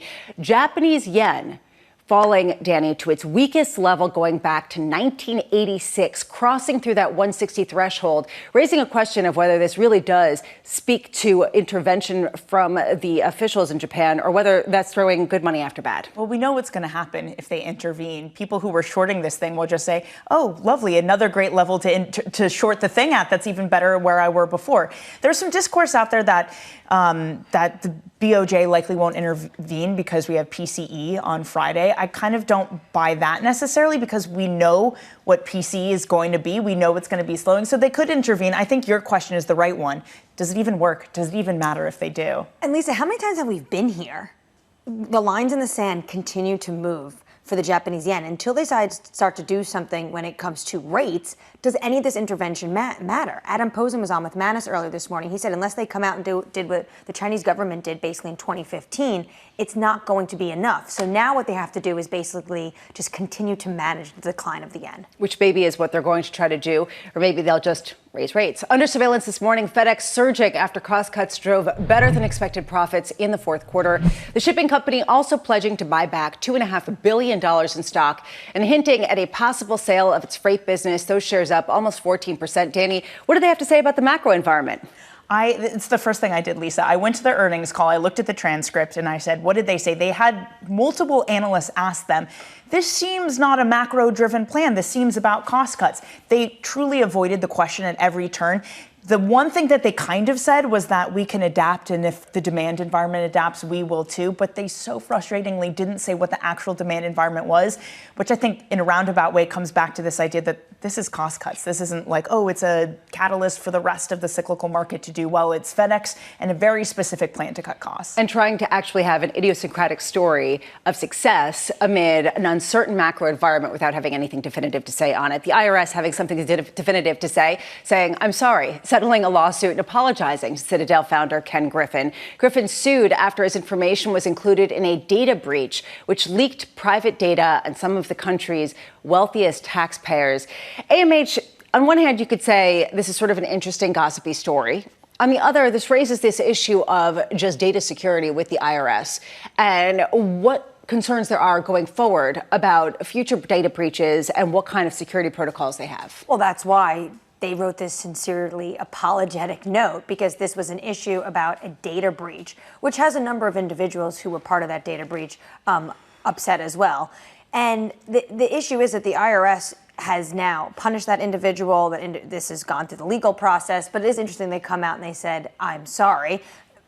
He was not looking for any sort of financial wins and gains on this, but the fact of the matter is you're supposed to give confidential information to the IRS. It should remain confidential. And I'm sorry goes a long way. I mean, don't we all want to just have that validation on some level? Meanwhile, the first of 3 Treasury auctions for this week going off without an issue. That was yesterday's $69 billion of 2-year notes. They were well received ahead of auctions for 5-year and 7-year notes today and tomorrow. Investors are tracking demand for U.S. debt, investors being me, after the Congressional Budget Office boosted its outlook for this year's deficit by 27%. Former New York Fed President Bill Dudley writing this: the U.S. is taking a big risk by running large and chronic fiscal deficits. It's impossible to know when investors will decide that such risks are too much to bear, as the bond vigilantes famously did in the 1990s. When it happens, it tends to be sudden and brutal. Bill joins us now. Bill, I love that you wrote about this. I care very much about the auctions, as everyone knows. I also care about the deficit, even if people say that it doesn't matter. There is this issue of, is it just something people can put in the backs of their minds and say, it hasn't mattered for 30 years. It's not going to probably matter going forward without maybe just a blip here and there. Why should somebody be paying such close attention to this, even if these auctions are going off without a hitch? Reasons. Number one, unsustainable trends always have to come to an end. So we know that this can't go on indefinitely. Number two, the situation is bad and it's probably going to get worse. The Congressional Budget Office assumptions are actually pretty optimistic. They don't have a recession in their forecast over the next 10 years. They assume that the tax cuts that were enacted in 2017 expire, so that flatters the deficit. So things are probably going to be even worse. The other thing I think that's important to recognize here is that when things go bad, they go bad quickly, because if people start to balk and don't want to buy, take on the increased supply of Treasury securities, interest rates go up. That leads to higher debt service costs, or leads to higher deficits. So the feedback loop here is really can be quite vicious. The hard thing is to know timing. It's not clear exactly why the bond market vigilantes arrived exactly when they arrived in the mid-1990s, and it's not clear when they'll arrive this time. But this is not a great trajectory. The other thing I think is important here to realize is that we don't have quite the same demand for treasuries internationally than we did before because of sanctions. The countries that are not friends of the U.S. are trying to diversify their holdings of foreign exchange reserves out of treasuries because they're worried that sanctions could be invoked sometime in the future. So the good news is the dollar is still the reserve currency. The dollar is probably going to be the reserve currency for several decades at least. But that exorbitant privilege that was once called doesn't necessarily have to last forever. Bill, you raise a fascinating point that I want to dig into. You raise a lot of fascinating points, but one, just to unpack this idea that if you do see any kind of fumble in the demand for treasuries and yields go higher, it becomes almost this spiraling effect that's going to create bigger overall debt servicing costs for the government, which is going to deepen the deficit, which is going to make people even more nervous about buying treasuries.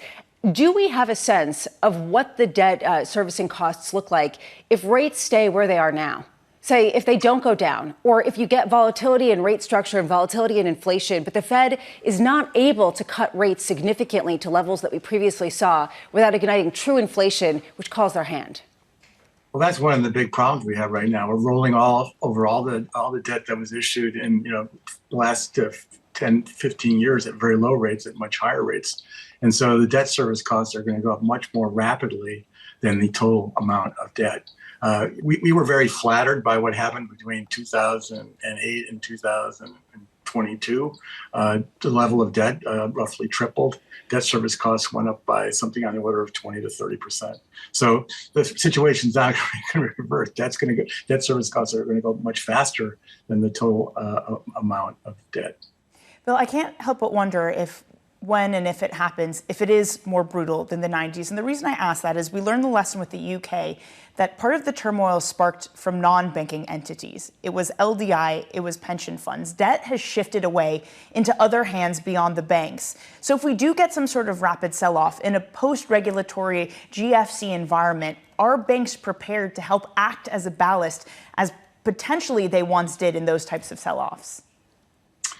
Well, I'm not sure that anybody wants to come into a market and catch the falling knife if things are really bad. I mean, clearly the capacity of the primary dealers to provide support to the Treasury market in size is obviously much diminished relative to the total size of the Treasury market. So the idea that somehow bank dealers can come in and sort of support the market, I think you have to view that as limited. Now, obviously, the primary dealer community has to show up at the auctions. And the Fed is, pretty focused on making sure that none of the auctions fail. But a non-failure of the auction doesn't mean that necessarily that the market's subdued. You could see a lot longer tails, higher yields on auctions relative to existing securities, and so things could get out of hand very, very quickly. I know you said that this is not possible to time, but Bill, do you think this all just translates to any sort of duration appetite right now has a cap just because simply this threat exists? Well, I think, what the outcome of the election might be relevant here, right? Right now, we don't know who the next president is going to be. And, it's very clear that from published reports that the Trump administration is pretty hostile to the Federal Reserve. So you can imagine a situation where if you had a Trump presidency and it was trying to very much limit the independence of the Fed, people could start to be worried about the inflation outlook, that the Fed would be pressured into sort of monetizing the debt. And the reality is when debt levels are really high and rising very quickly, there's lots of temptation to allow higher inflation because higher inflation then devalues the debt. We actually saw that during the pandemic. The surge of inflation that we had during the pandemic actually caused the debt to GDP ratio in the United States to decline despite large budget deficits.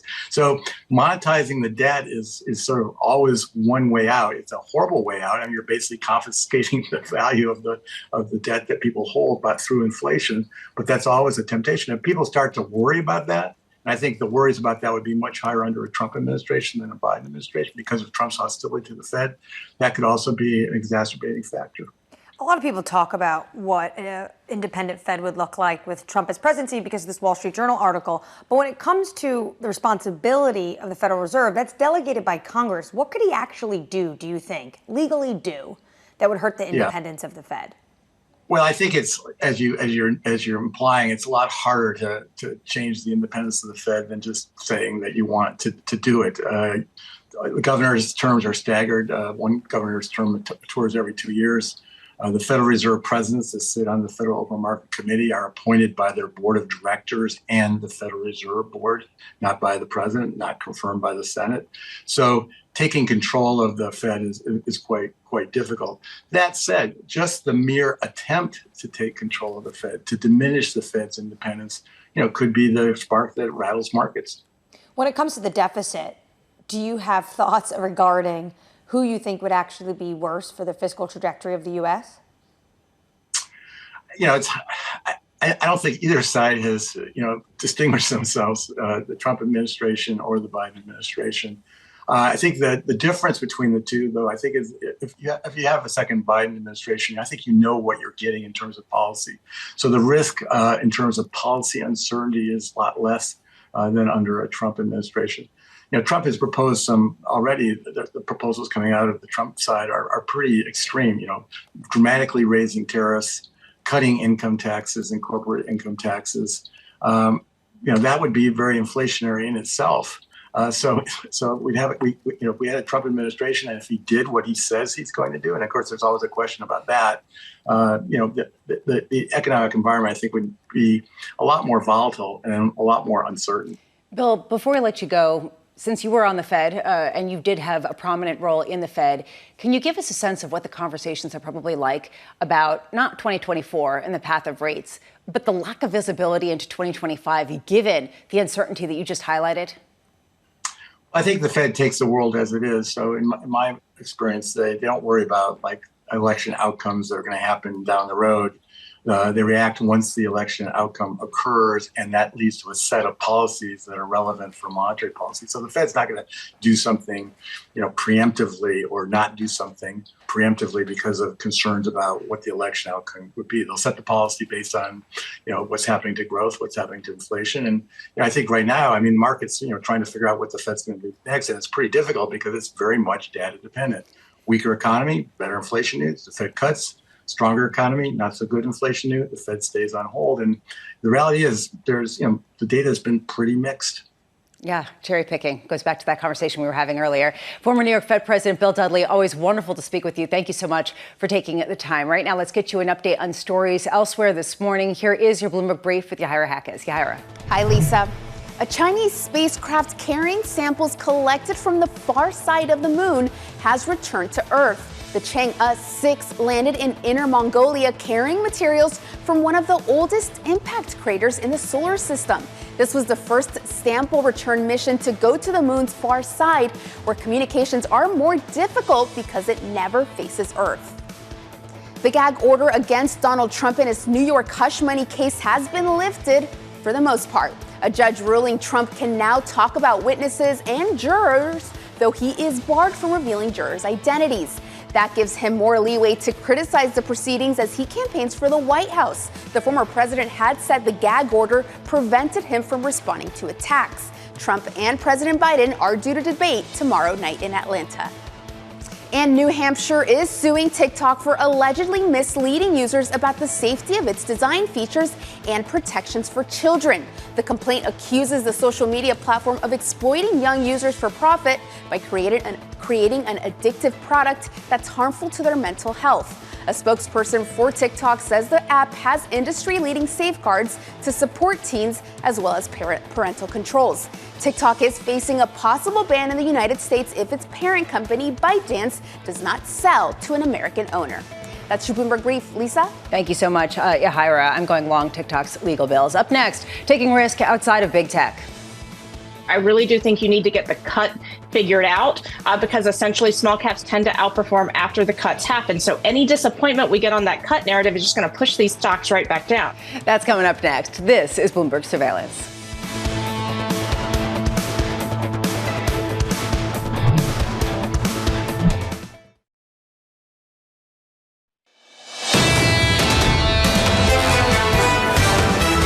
We keep talking about the shift underneath the hood of the index level, how the outperformance has come from big tech. When you look at the equal weight index, you can see those declines. We really want to dig into that. Under surveillance this morning, taking risk outside of big tech. I really do think you need to get the cut figured out because essentially small caps tend to outperform after the cuts happen. So any disappointment we get on that cut narrative is just going to push these stocks right back down. The other thing that you really need for small caps to work is an above average economy. I don't like the situation with the Fed, and I don't like the fact that the economic story seems like it's slowing a little bit right now. Here's the latest. Investors looking for opportunities in small caps on bets the Fed will cut rates this year. Carey Hall of Bank of America Securities writing this. We've been tactically cautious and selective within the Russell 2000 index since April, but sustained outperformance may depend on further disinflation. Bank of America still expects a December rate cut. Jill joins us now. Jill, before we dive into performance, I want to talk about small caps. Some people are saying it's a less relevant index considering how small it is relative to just the big five mega cap stocks. Is this still a referendum kind of on the more cyclical aspects of the economy and a sense forward about what we can expect from economic performance? Mm-hmm. I mean, look, I think there's obviously always some recency bias when the asset class has underperformed for so long. Usually these things run in cycles, about 7 to 10 years, and small caps have outperformed or underperformed rather for the last 10 years. So, I think based on where valuations are, which tend to matter more for long-term investing, this would argue that we could see a better decade for small caps. I think they are still a good diversifier when you look at, diversification properties relative to other indices out there. And I do think they're still, even though they could struggle near term, I still think they are an economically sensitive area where if you want to get, GDP sensitivity, CapEx sensitivity, if we want to see something that could benefit from reshoring, peak globalization, I think a lot of domestic SMIDs still have opportunities if we think about the next several years. One of the anxieties underpinning the underperformance, at least of late, is that these companies are more leveraged. And they're kind of damned if you do and damned if you don't. If rates stay high because of economic strength, they're going to struggle based on their debt structures. If they go lower because of economic weakness, they're going to struggle because of the weakness that they're leveraged to. How do you get around that? Right. I think, like you said, the size segment may struggle near term because of refinancing risk. So if we're in this uncertain environment about rates remaining higher for longer, and, granted, the latest inflation print was a step in the right direction, but I think the Fed and investors want to see more progress on that to feel comfortable that we'll see a cutting cycle because, about half of the debt in the Russell 2000s either short-term or floating rate. So over the next several years, you start to see those maturities come due. I think a lot of investors are also focused on the profit cycle because usually small caps outperform when profits growth bottoms and picks up, and that's what consensus is expecting this year. But revisions have still been negative, and that profits recovery has kind of gotten pushed out, so it's very back-end loaded. So I think, if we see confirmation that that's actually looking like it's a reality and those expectations aren't too optimistic, then combined with, more easing of inflation, it could be potentially a better year end for the index. But for now, I think you definitely want to be selective and focus on pockets of small caps that are less exposed to those risks. Okay, so what are those pockets? Where can you find the actual value that can gain when everything else seems that gravity is really weighing on it? Right. I mean, I think since the macro story hasn't changed, we've still seen, GDP growth was generally better than expected. When you think about the beginning of the year, or even last year when everyone was expecting a recession, you've seen manufacturing recovery. So I think you want to focus on the areas that are more exposed to, economic cycle recovery, CapEx spending, areas that have less refinancing risk. So, being active and selective, focusing on, does the company I'm looking at have a lot of debt or short-term or floating rate debt and screening those out, and then focusing on, quality cyclicals, stocks that are not going to be sensitive to interest rates. So from a sector perspective, I think, some of the energy, industrials, materials, these sectors tend to have less refinancing risk relative to sectors like real estate and tech within small caps that are more at risk there. And focusing on, cyclicals, quality, value, I think are all themes that could work near term. I mean, value, though, is one of these themes that has been just crushed this year. I mean, if you were to trade on the theme that because it's a low valuation, it's going to pick up at some point, it's been really difficult. And this gets the argument that some people like Cliff Asness talked about yesterday at Bloomberg Invest, David Einhorn has talked about this, that something is different about this market, that something's fundamentally broken, and valuable companies from a fundamental basis aren't getting rewarded anymore. Do you share any of that concern? Well, I think, again, a lot of these things happen in cycles. So we were in an environment for many years where there was, low profits growth, low economic growth. So growth as a style was rewarded. But, now we've seen as economic growth and profits growth picks up, that's an environment that tends to be one where you don't need to pay up for expensive growth if growth is becoming more abundant. So I think, you don't want to buy risky value. You still want to stay away from the non-profitable companies within small caps. Fortunately, the value benchmark has fewer of those than the growth benchmark does right now. So I think focusing on quality value rather than risky value and having those screens for leverage or for rate sensitivity makes sense. So I think it'll be a stock picker's market. And at BofA, our analysts cover about 1,000 small and mid cap stocks. So I think there's still lots of opportunities out there, even though as mentioned, the asset class has gotten smaller. A lot of analysts come on and they talk about maybe now it's the summer of malaise, hunker down because of the U.S. election. When you look at small caps, which ones are most sensitive to November? Well, I think overall, we've seen that volatility, the VIX, which has been very low, tends to pick up, kind of consistently rise from July to November of election years. So, I think that's just another reason that, in addition to near-term uncertainty around inflation and the Fed and the profit cycle, that, small caps, at least in terms of the Russell 2000 index, could be challenged near-term because typically when the VIX rises, that's an environment where the Russell 2 underperforms the large cap index. Jill Carey Hall of Bank of America, thank you so much for being with us. We really appreciate it. And we have been talking about some spread widening in the credit sphere. That seems to have retrenched, actually, and gone back and become a rally because people can't get enough. And it's been in this push-pull kind of sphere for quite a while, where people aren't sure exactly whether it's truly weakening or actually that's a buying opportunity. And I loved you talk to Katie Koch about this because you look at that and you're logically like, there's not enough spread here to account for the risk. Something is amiss, but there's just so much demand and so much issuance. It's continuing at pace. But again, as she said, there is this idea at some point it's got to break. Yeah, we were thinking that going into this period that there was so much debt issued at such low rates that when you had to refinance at higher rates, oh my goodness, it was going to be so rough. And yet you have all these investors that are tied to making sure these companies keep going so they don't take losses, et cetera, et cetera. Coming up next hour, less of that, more of this. Chris Harvey of Wells Fargo, Dan Ives of Wedbush, of course, the bull on Apple talking about the path ahead, Jason Draho of UBS, and Blerina Uruci of T. Rowe Price and why she thinks people are overly sanguine about how quickly the Fed could potentially cut. Right now in markets, you do see yields in the long end marginally higher after what we saw in Australia. 10-year yields up 4 basis points, 4.29.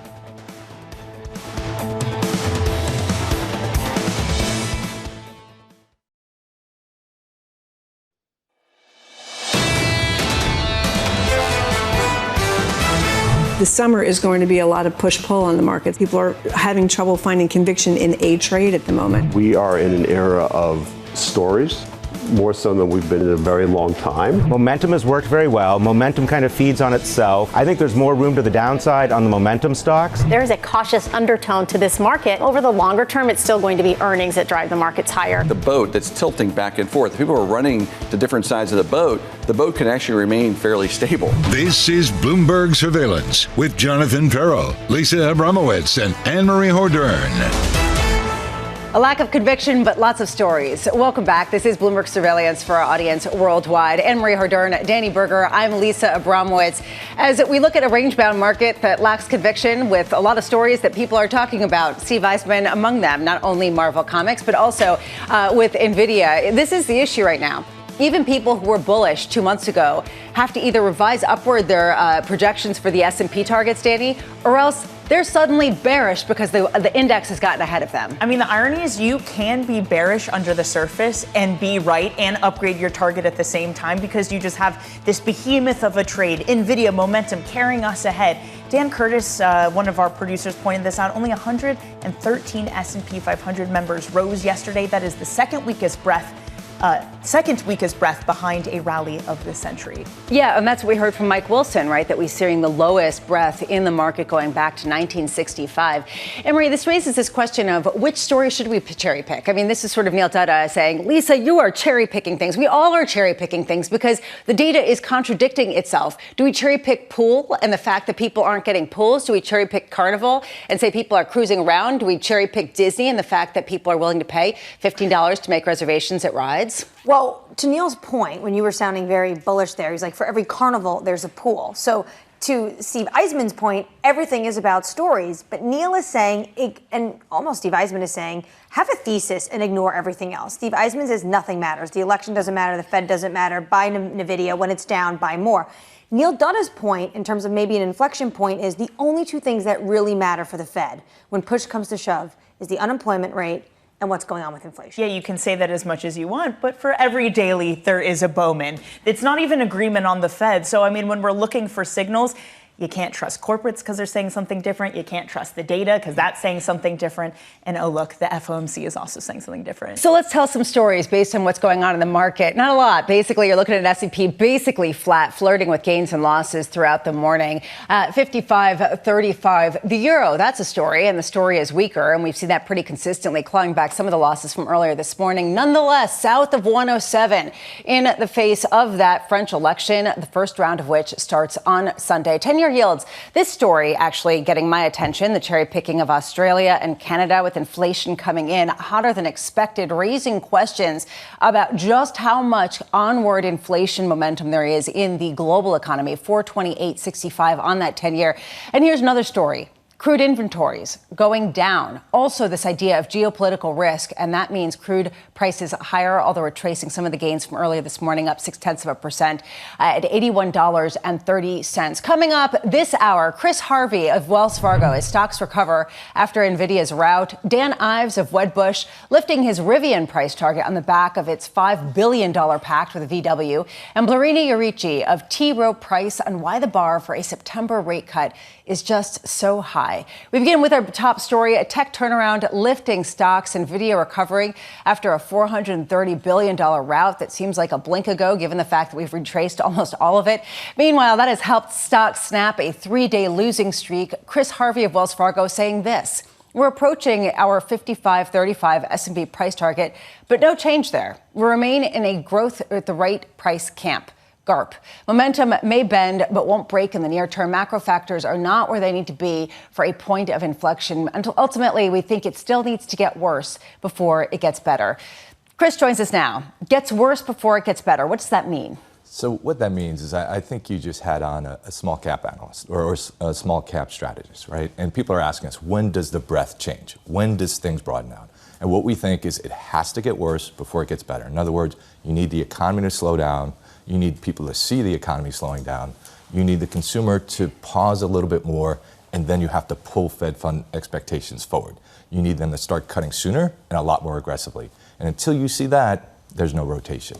In the meantime, is this basically what we can expect? Is NVIDIA kind of goes, pulls back, goes, and everything else just kind of lags behind in a malaise of uncertainty? So I can't speak to NVIDIA, but I can speak to momentum, right? And it is part of the momentum trade. That momentum trade is not breaking.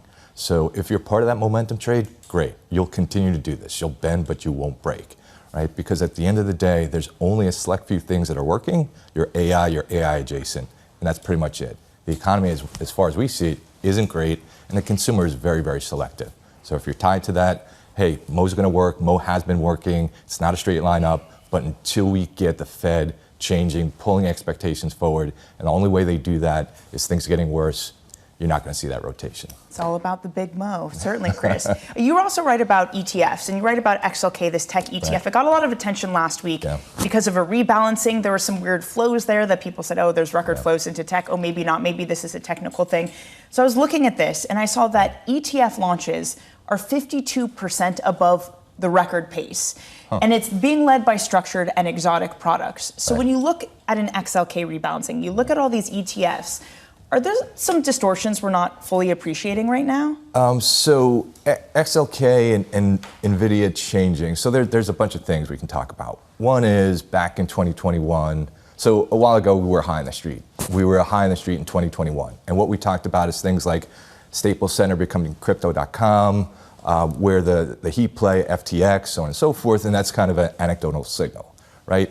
NVIDIA becoming 20% flip-flopping with Apple, is that an anecdotal signal that we need to pay attention to? I'm not sure. The flows, what you have to also remember is, and I'm not an expert on this, there are some tax issues and some tax arbitrage issues that you see with ETFs that can cause some outsized flows. And then I think with some of these smaller structured ETFs, what you're seeing is people just want very specific. They don't want to trade a stock. They want to trade a return distribution, or they want to return a type of style or something to that effect. And so you're seeing these things pop up to fit that need. I heard it called boomer candy. Our BI analyst called it that, but this is just the boomers want it for retirement. Okay, so maybe not a threat, but when you talk about momentum, what comes to my mind are just CTAs and trend followers, the kind of bots that grab onto these things. Is that a concern at all? Everything's a concern. So here's what we're concerned with right now. Credit spreads are widening out for the first time in a while. That's a concern. What's a concern is everyone is now bullish, right? It's hard to find somebody who's not bullish.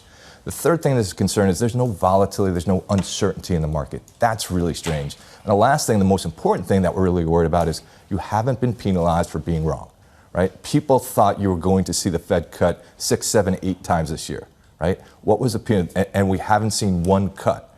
Maybe we'll see a cut later this year. What was the penalty for that?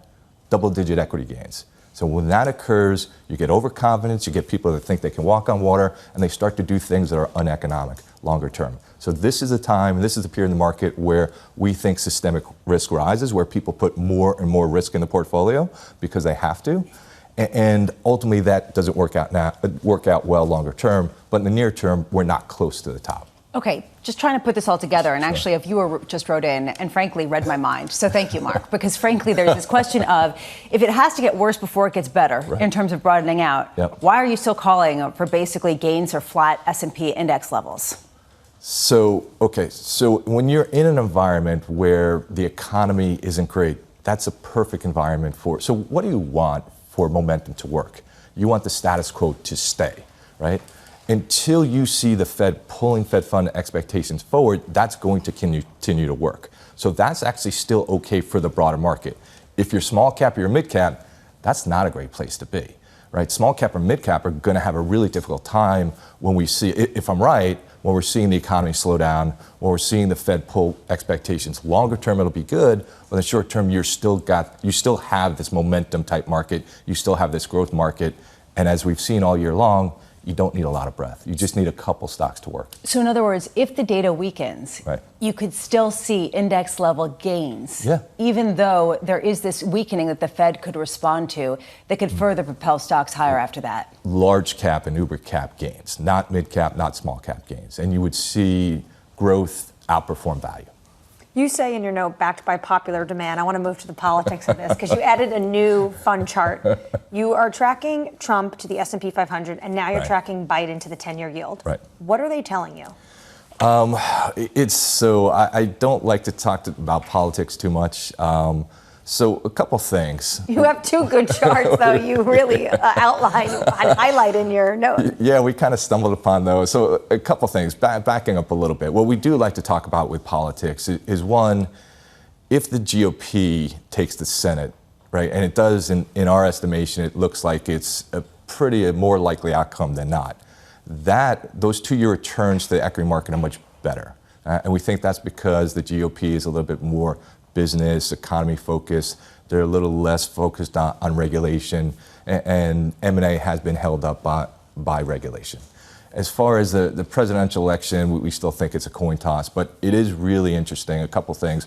If you look globally, if you're an incumbent, it hasn't been a great situation, right? It's been very, very difficult if you've been an incumbent.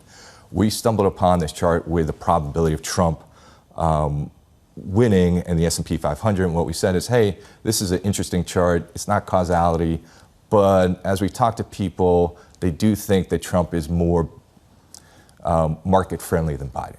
And so that's what maybe the market's picking up on.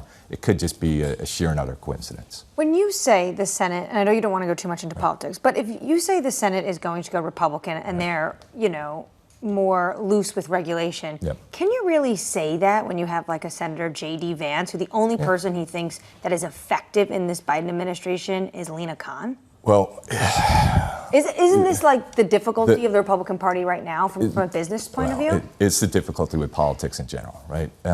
At the end of the day, what we do is we think about this in totality. We think about this in the aggregate. And their philosophy, their base is to be lighter or easier on regulation. The situation with M&A over the last couple of years has been very difficult. We had a very difficult situation with M&A. A lot of that is around regulation and enforcement. And if you do see the Senate go GOP, where you think to some degree that eases up. Chris, I love this because I love talking to you always, but I also love how everybody tries to explain why they're forced to talk about politics because their clients force them to talk about politics, but have actually no enthusiasm whatsoever about talking about politics. To be fair, he put two charts in. I understand. That's because clients want to know about it. You put the bait out there for me. But it's true. Am I wrong? It's because clients are asking. We're pointing things out. Okay. Right? We don't like to opine or pontificate on. It's fraught with a lot of risk, but you put those charts out, and it was an interesting chart. You do look at the incumbents globally and say, wow, that's not such a great situation. But more importantly, when the GOP controls the Senate, those are better returns to the equity market. And that does, to a certain degree, make sense. You put the charts out and then tiptoe away. So make of it what you will. Chris Harvey of Wells Fargo, you're a good sport. Thank you so much for being with us. Let's get to an update on stories elsewhere this morning. Here is your Bloomberg Brief with Yahira Hackes. Yahira. Hi, Lisa. We are staying on politics here in New York. Democrat George Latimer defeated incumbent Congressman Jamal Bowman in the most expensive congressional primary in U.S. history. Latimer entered the race as Westchester County's top elected official and defeated Bowman by a double-digit margin. Bowman is now the first member of a progressive group of representatives known as the Squad to lose re-election. Bowman had garnered controversy for his response to the October 7th attack on Israel and for an incident at the Capitol where he pulled a fire alarm during a session. Shares of FedEx surging in the pre-market. The company announced fourth quarter earnings that beat Wall Street estimates and said it would buy back $2.5 billion of its stock over the next year. The better-than-expected results are a sign the company's sweeping reorganization and cost-cutting plans are taking hold. FedEx also hinted at a possible divestiture of its freight business, saying it's assessing the unit's place in the company's portfolio. And Paramount is talking to potential international partners for its streaming TV business. Co-CEO Chris McCarthy told staff a deal could transform the online service and make it profitable. Earlier this month, Paramount's controlling shareholder Sherry Redstone turned down a merger offer from Skydance Media. The company also announced it has hired investment bankers to sell certain assets and that the proceeds will be used to reduce debt. That's your Bloomberg Brief. Lisa? Thank you so much, Yahira. Up next, the morning calls Dan Ives of Wedbush on Rivian's growth story as it enters into a $5 billion pact with VW. That's coming up next. This is Bloomberg.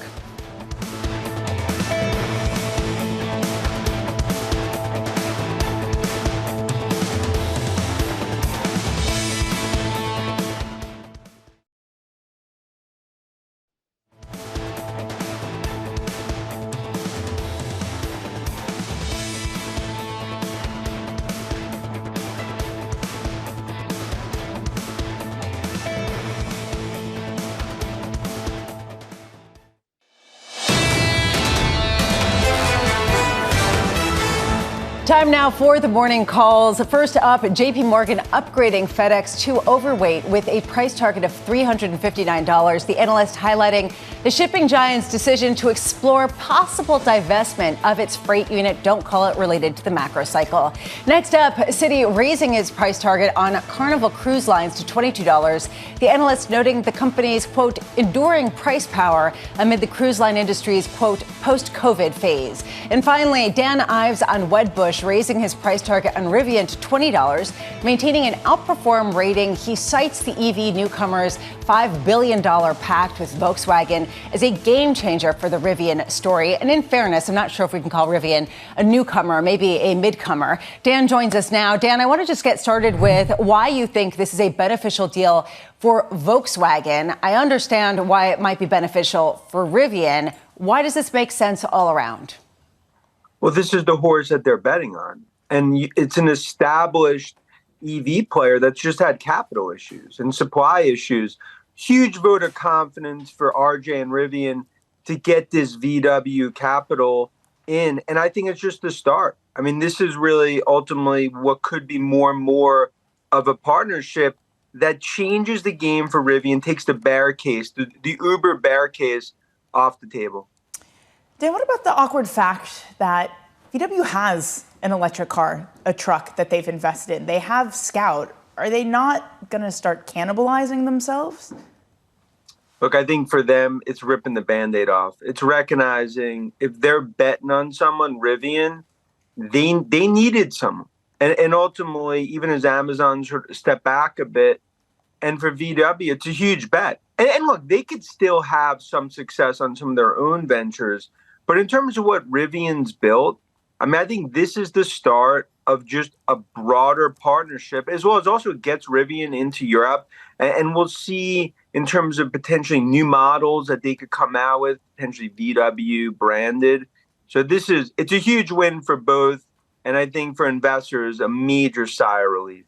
I am wondering, Dan, if this is the beginning of some sort of tie-up cycle. If we end up seeing more of these types of partnerships at a time where there's really fierce competition, there are questions about short-term demand, maybe not long-term demand, and it's going to be a question of size and market share more than, say, some new slow innovation that maybe can move the needle over the long term, but not the short.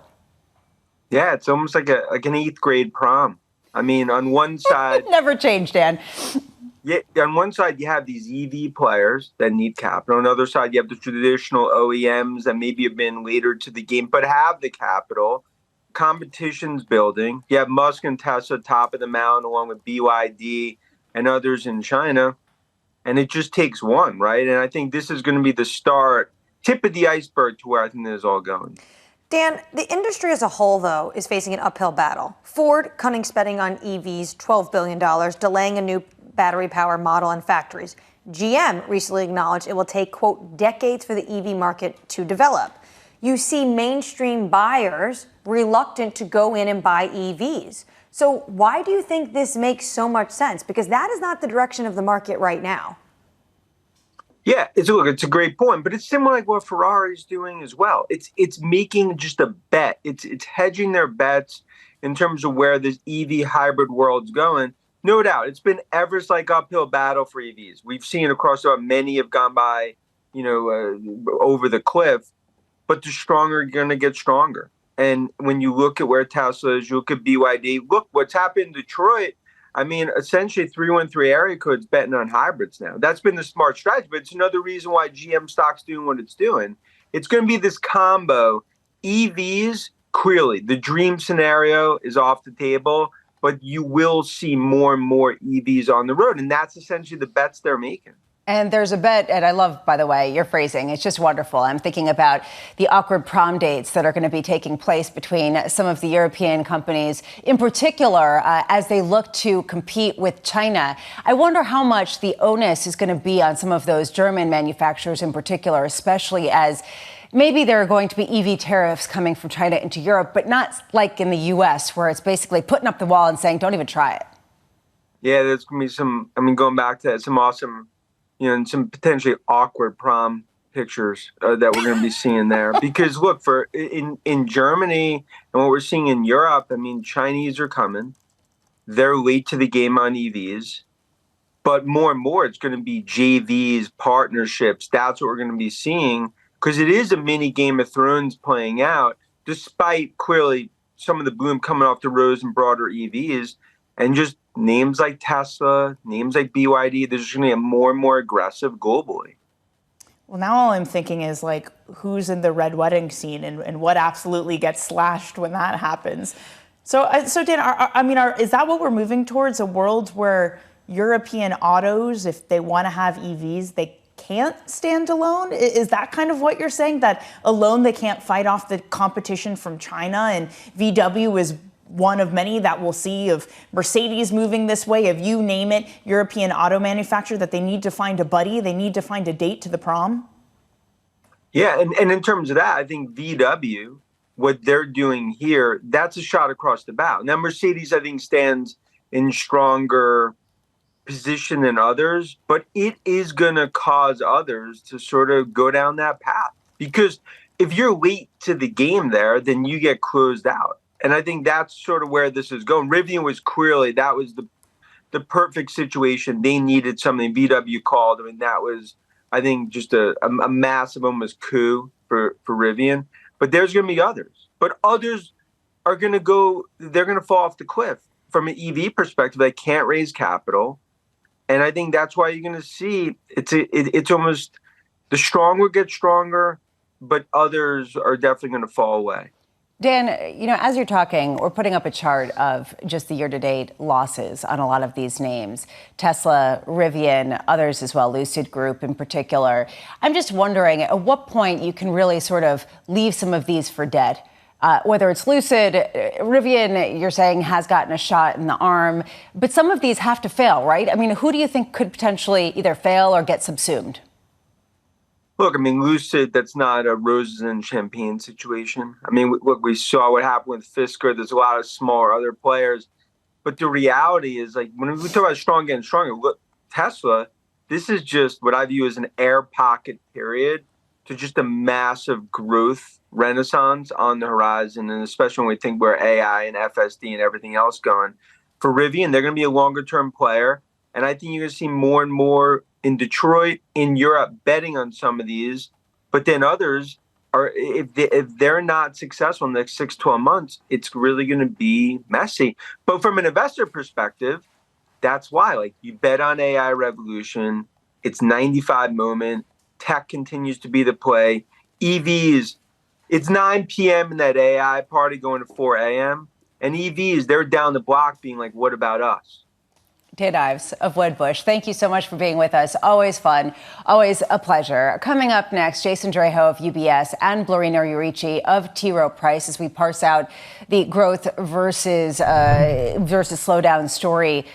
8th grade prom, awkward prom pictures. This question of, is that really what we're talking about with these names? Well, Bloomberg opinion columnist Chris Bryant really says it's more than just 8th grade prom. It's that Rivian is embraced by, quote, his words, a needy German sugar daddy. I think we just need to put an X on metaphors for a while. I think we're done. I think we ended. I think we can go back to look at that S&P 500, which is entirely range bound and completely flat. Right now, you are seeing yields marginally higher on the long end. This is Bloomberg.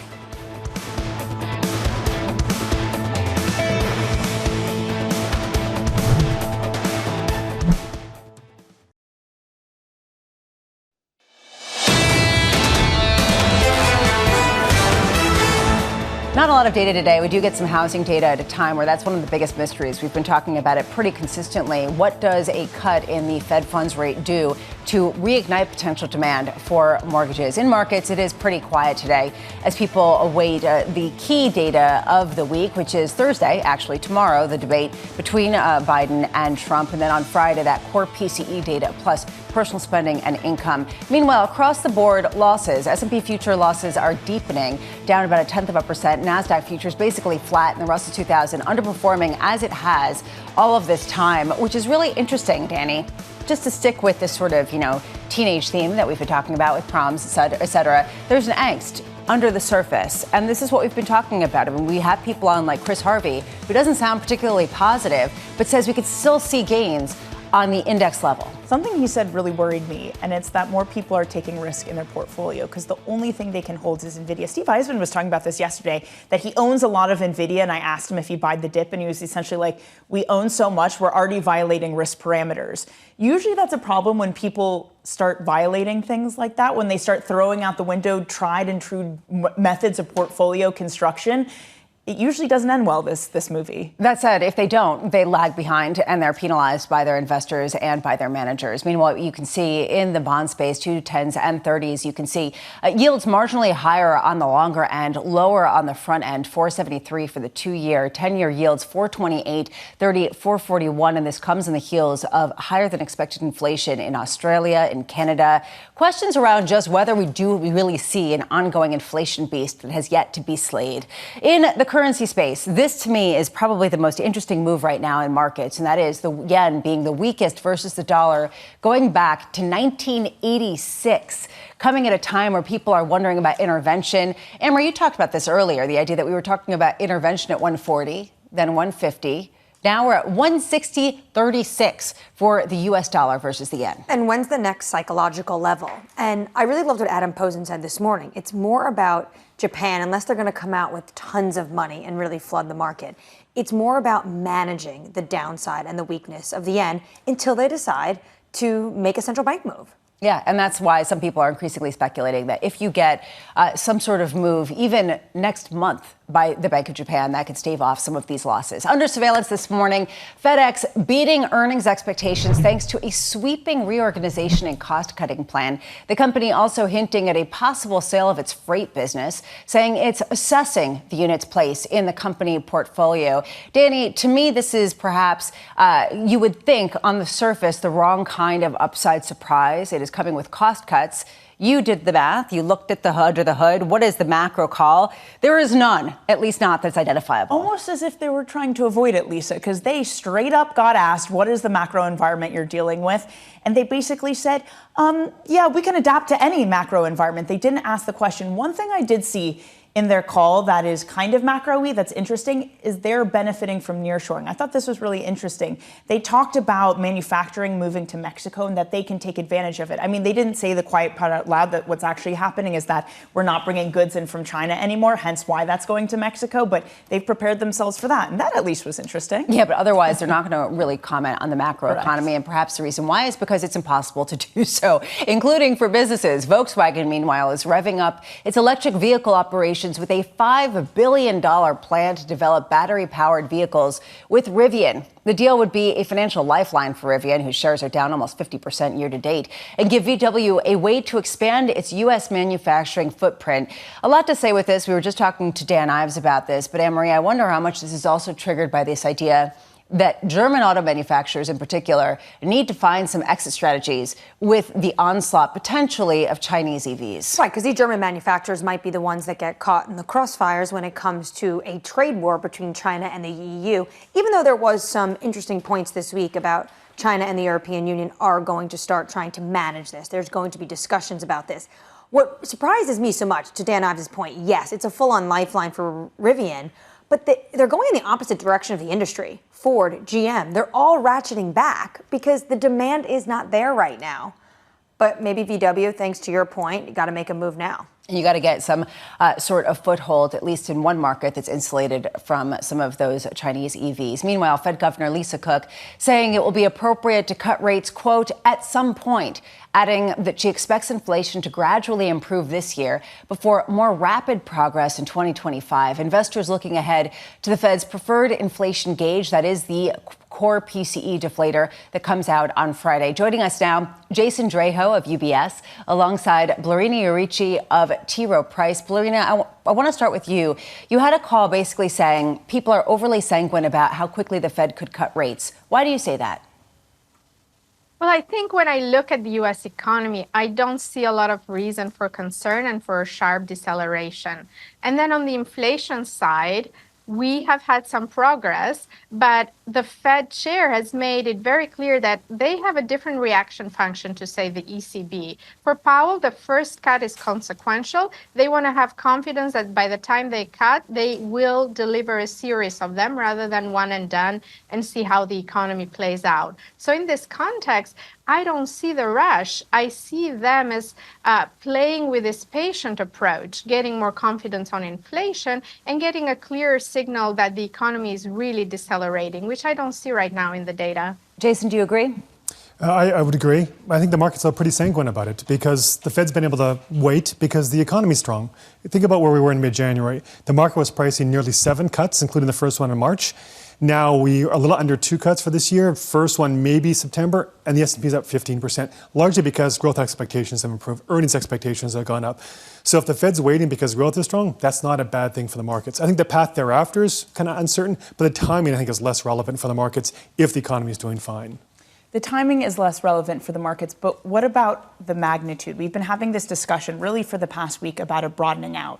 What magnitude of cuts do you need for things like small caps, for the more cyclical parts of the market to actually become attractive again? So it's interesting. I think the consensus view is clearly among investors that we're going to have a soft landing. But I think there's lower conviction that the soft landing is going to consist of solid growth, disinflation, and the Fed can do insurance cuts. To think about what happened last November when inflation came lower, you had some Fed officials out there talking about maybe we can proactively cut. That's when small caps, that's when cyclicals really rally for about 2 months. Now it's a little bit concerned, well, maybe the Fed's going to come to the party a little too late and cut their rates. So I think the market needs to be comfortable that this whole sort of really benign macro conditions can play out to really want to rotate away from the quality growth tech stocks that have done well and broaden out into look to these more cyclical parts of the market. That probably won't happen for a few months at this point in time. Blerina, I want to bring that idea to you that Jason mentioned, this idea that is the Fed going to be late to the party? Because while for every dove like a daily that talks about the fact that the labor market is turned, there is a Bowman who talks about the fact that inflation could rear its head, and that would mean potentially another hike. Is there a risk of a policy error at that point when you can still hear that type of language as there are other metrics that start to soften? I think this kind of language and talking about possibilities and risk scenarios is actually quite helpful. It does prepare investors to better understand the Fed reaction function.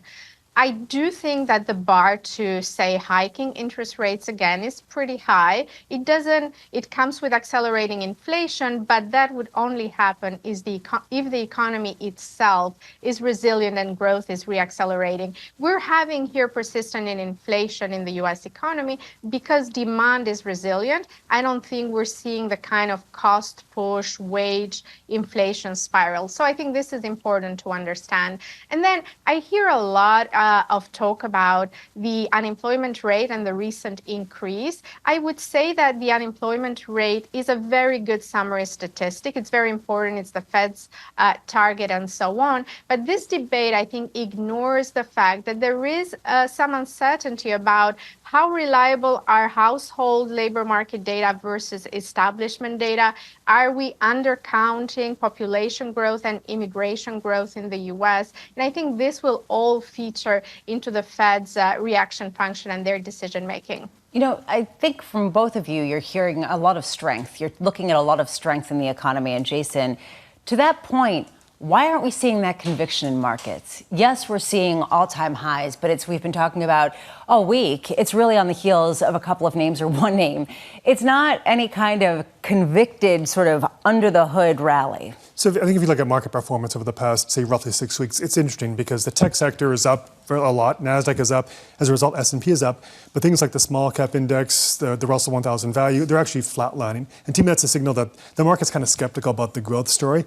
And as valuations go higher, as the market kind of goes higher, there's an issue where, like, do you actually want to chase that performance? Because, again, maybe the growth is slow and we don't know. We've seen the data, especially for the past 8 weeks, economic data surprise to the downside. We don't know, is this asymptoting sort of like kind of a soft landing, or is it going the other way, kind of falling off a cliff? We just don't know yet. I think investors are a little bit cautious in believing like we're doing this when in fact we could be doing that. Chris Harvey made a point that the reason why people are still, though, so bullish is that no one has been penalized. Earlier this year, people were talking about 6 cuts. That didn't happen, yet you do see the stock market continue to make new all-time highs. Is there something to be said for that? No one got hurt and continues to do well, just basically continuing on these consensus trades? So I think I would kind of break it down to the macro fundamentals that we have an environment where growth should still be fine, around 2%. Inflation still looks like it's going to come down, and you have a Fed that's biased towards cutting rates. If you give me that sort of recipe, this is the macro environment, that's generally supportive for risk assets. And that leaves out the whole AI story of like kind of driving things higher. So if you have those conditions that you think still are generally directionally supportive, it's hard to get sort of, kind of too bearish in the markets at this time. The fact that markets are up, I think people are probably been underweight risk to some extent relative to how well things have done. I think we talked about this a little earlier. It's hard to, it's just as hard to be underperform as, when the markets are going higher as when the markets are going lower and you have too much risk on. So I think that's forcing people to kind of stay, you just have to be invested. If you aren't, you're going to, at the end you're going to be lagging your performance. And if you try to gather some sort of narrative to drive the market on a macro level, you'll probably drive yourself crazy, as I think we all have. Blerina, to that point, you mentioned the craziness of the labor market data, that you can look at a household survey that shows weakness, you can look at NFPs that still shows some strength. It is confusing. I wonder what you make of what you hear from corporates. Are you hearing any more clarity when you hear someone like a Carnival say that people are still going on cruises, or you hear pools saying that people don't want to build pools on their backyard, or Target yesterday saying that they're going to cut even more prices on their goods? Are you getting any clear picture at this moment from corporates and their exposure to the consumer? So what I'm watching very closely is announcements of layoffs and how companies are discussing the tightness in the labor market. So what I see from the data is certainly a loosening in the labor market. Labor is not as hard to come by, and companies are not hiring at the fast pace that they did in 22 and part of 23.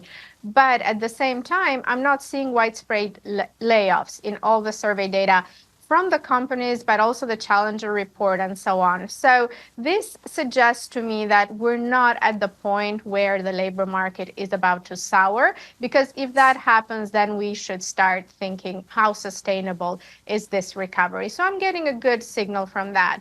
And then on the consumer spending story, it's going to be complicated and complex during this recovery. We are due for a correction in goods consumption, and that's finally materializing. Mind you, it's happening maybe a year or a year and a half later than consensus first expected it.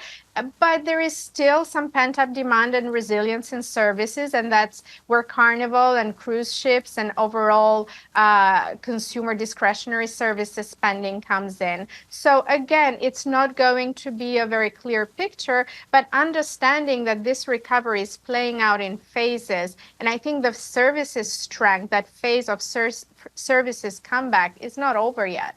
So this really is an interesting point, given the fact that so much of good spending has actually derived typically from home building and home moving and everything that comes around the housing industry, which has essentially been frozen in place for quite a while.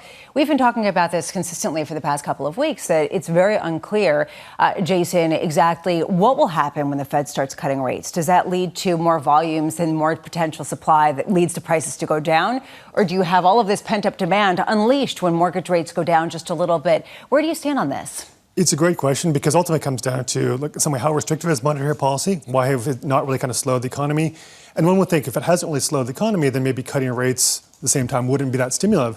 But I think there's an argument to be made that the housing market, we've seen when mortgage rates came down last fall, suddenly housing starts, home sales kind of picked up, that there's kind of this pent-up demand. I'd also think even for a lot of small businesses that rely, say, on bank lending, they're borrowing at higher rates than if you can go into the public markets and issue debt at really low rates, that if those rates come down, a lot of sort of holding off on making new investment, that could ramp up. So I think in the Fed's back of their mind, or probably front of their mind, is if we cut rates, is it something where the economic activity can reaccelerate pretty quickly and then sort of financial conditions ease? We just don't know. I think it's kind of an open question. And the argument that it may not be that stimulative, I think there's a risk that it could really kind of ramp up activity enough that it just creates inflation concerns again. Just to apply that to what you buy, does that mean that even if the Fed is cutting, the impetus for bond yields then to move down isn't as straightforward? Well, if they're cutting and it ends up being stimulative, I think the risk is that the 10-year instead of kind of going lower, which is a typical pattern, the Fed cuts rates and you see the 10-year goes lower, that's kind of part of our thesis. The risk is that actually that's not the case, that they go lower almost reactively, and then it turns out economic activity isn't slow, and then we're 6 months, 12 months down the line, and you realize we're still growing at 2.5%, and maybe the 10-year should be at 4.5%, not below 4%. I think there's definitely a risk of that happening. Blerina, you have a lot of notes regarding the housing market right now, the inventory for the housing market. If we could just go back to that, what do you think will be the end game if the Fed if they cut, it's only going to be maybe 25 basis points, 50 basis points the entire year? Is that really enough for people to want to get in that have been waiting on the sidelines because they're so concerned about mortgage rates?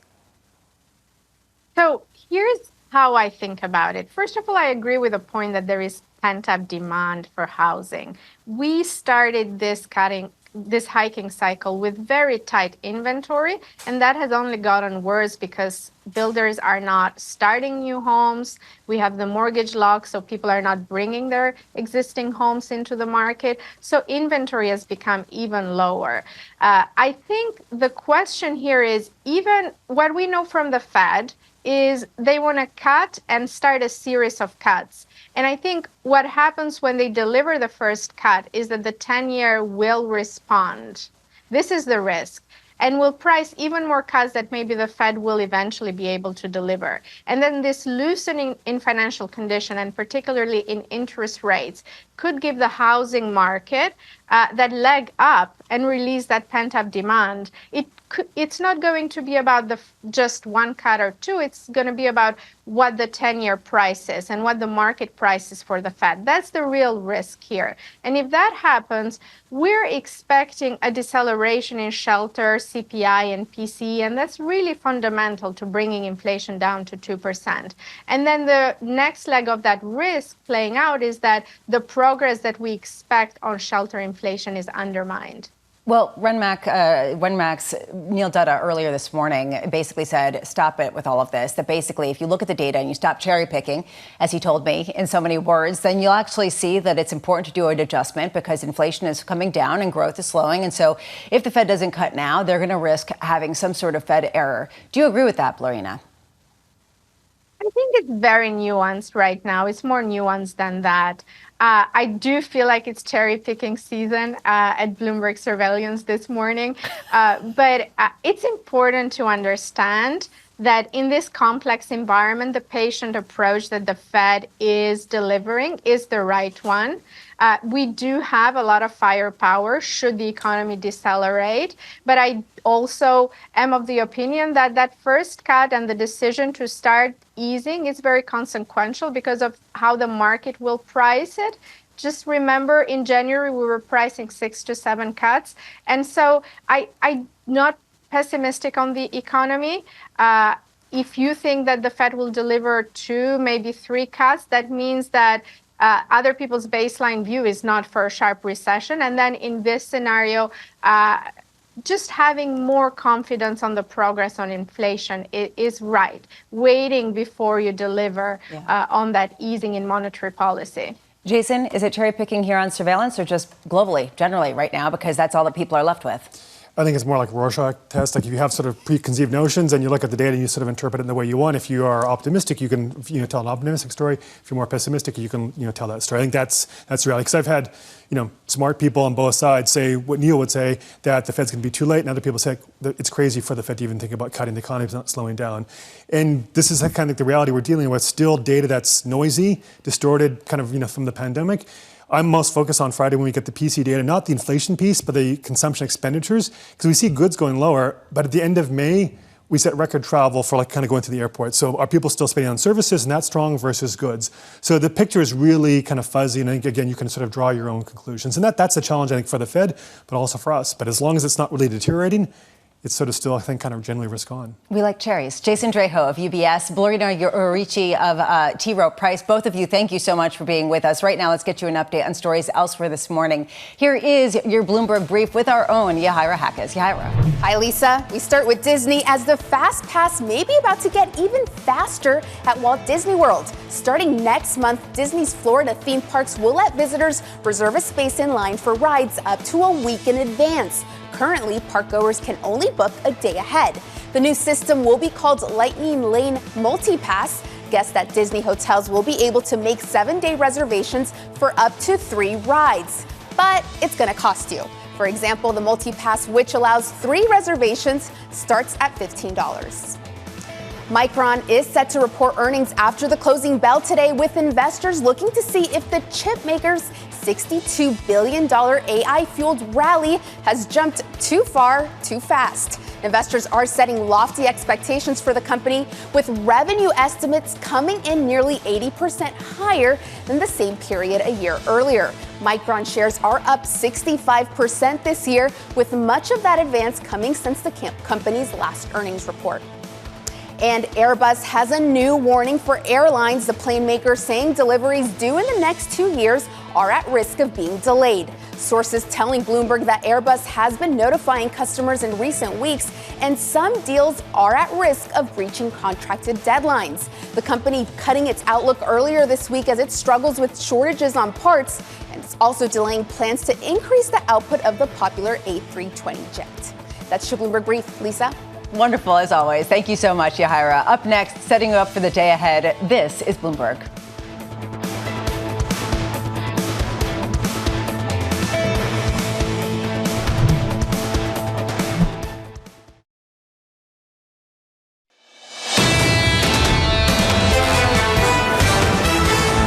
About 37 minutes till the start of the opening bell. Counting down to that, here is the trading diary for the next few days. We get new home sales coming in around 10 a.m. Eastern, and at 1 p.m., can't wait for this, the U.S. is selling $70 billion in 5-year notes. Thursday, durable goods come out, plus another round of jobless claims. Of course, also the first presidential debate that comes out as 9 p.m. Eastern. Then we'll close out the week Friday with PCE deflator and personal income and spending ahead of University of Michigan sentiment. One theme this morning, are we cherry picking the data? You have to have a fundamental framework for why the data will move the way they do. You can't just be a slave to the high frequency numbers as they come in. The only data that matters, Lisa, is unemployment and core inflation. Those are the indicators that are in the Fed's SEP. So evidently it's cherry picking season on Bloomberg Surveillance. And on one hand, yes, that is true. I mean, how do you sort of look at all of the bespoke stories? And if you try to extrapolate out a theme, probably you are going to be a victim of cherry picking, and you can be accused rightly of such. At the same time, how much is this a Rorschach test? Basically, where we're looking at a lot of, as Jason just said, a lot of different factors, and you can pick out what you want. I'm not sure the answer, because you hear smart arguments on both sides. But I think just ultimately it comes down to there are risks on both sides, that it's hard to have conviction about anything because there does exist a Walmart that's concerned about growth, and Target and Pool and Carnival. These risks exist, and you can see why the Fed would want to be patient, because potentially they could be wrong. I think to say, look, there is a clear trend and nothing challenges that except silly high frequency data. I mean, you could be wrong, because there is data that tells you you are wrong. I loved Chris Harvey's point, though, is that the fact that no one has been penalized for what we've seen over the past 6 months, and basically investors just think they can walk on water. But when you're dealing with this kind of market, how can you not invest, say, or continue to go in all in on NVIDIA? Because that's what continues to drive the stock market. That's why we keep talking about these lifeboats that Mike Wilson was talking about. It's when you start seeing one carry water, you bail out to the next, and then you can tell stories with Steve Eisman. Coming up tomorrow, economist Joseph Stiglitz will be joining us, TPW's Jay Pulaski, Henrietta Trey's of Veda Partners, and Evercore's Ed Hyman, who's been talking about the roaring 20s, and others are coming around to his view. More people actually talking about the idea that this indeed is more of a roaring 20s type of model rather than, say, some sort of 1970s model. And this, to me, is sort of the interesting question, especially given where the Fed is right now.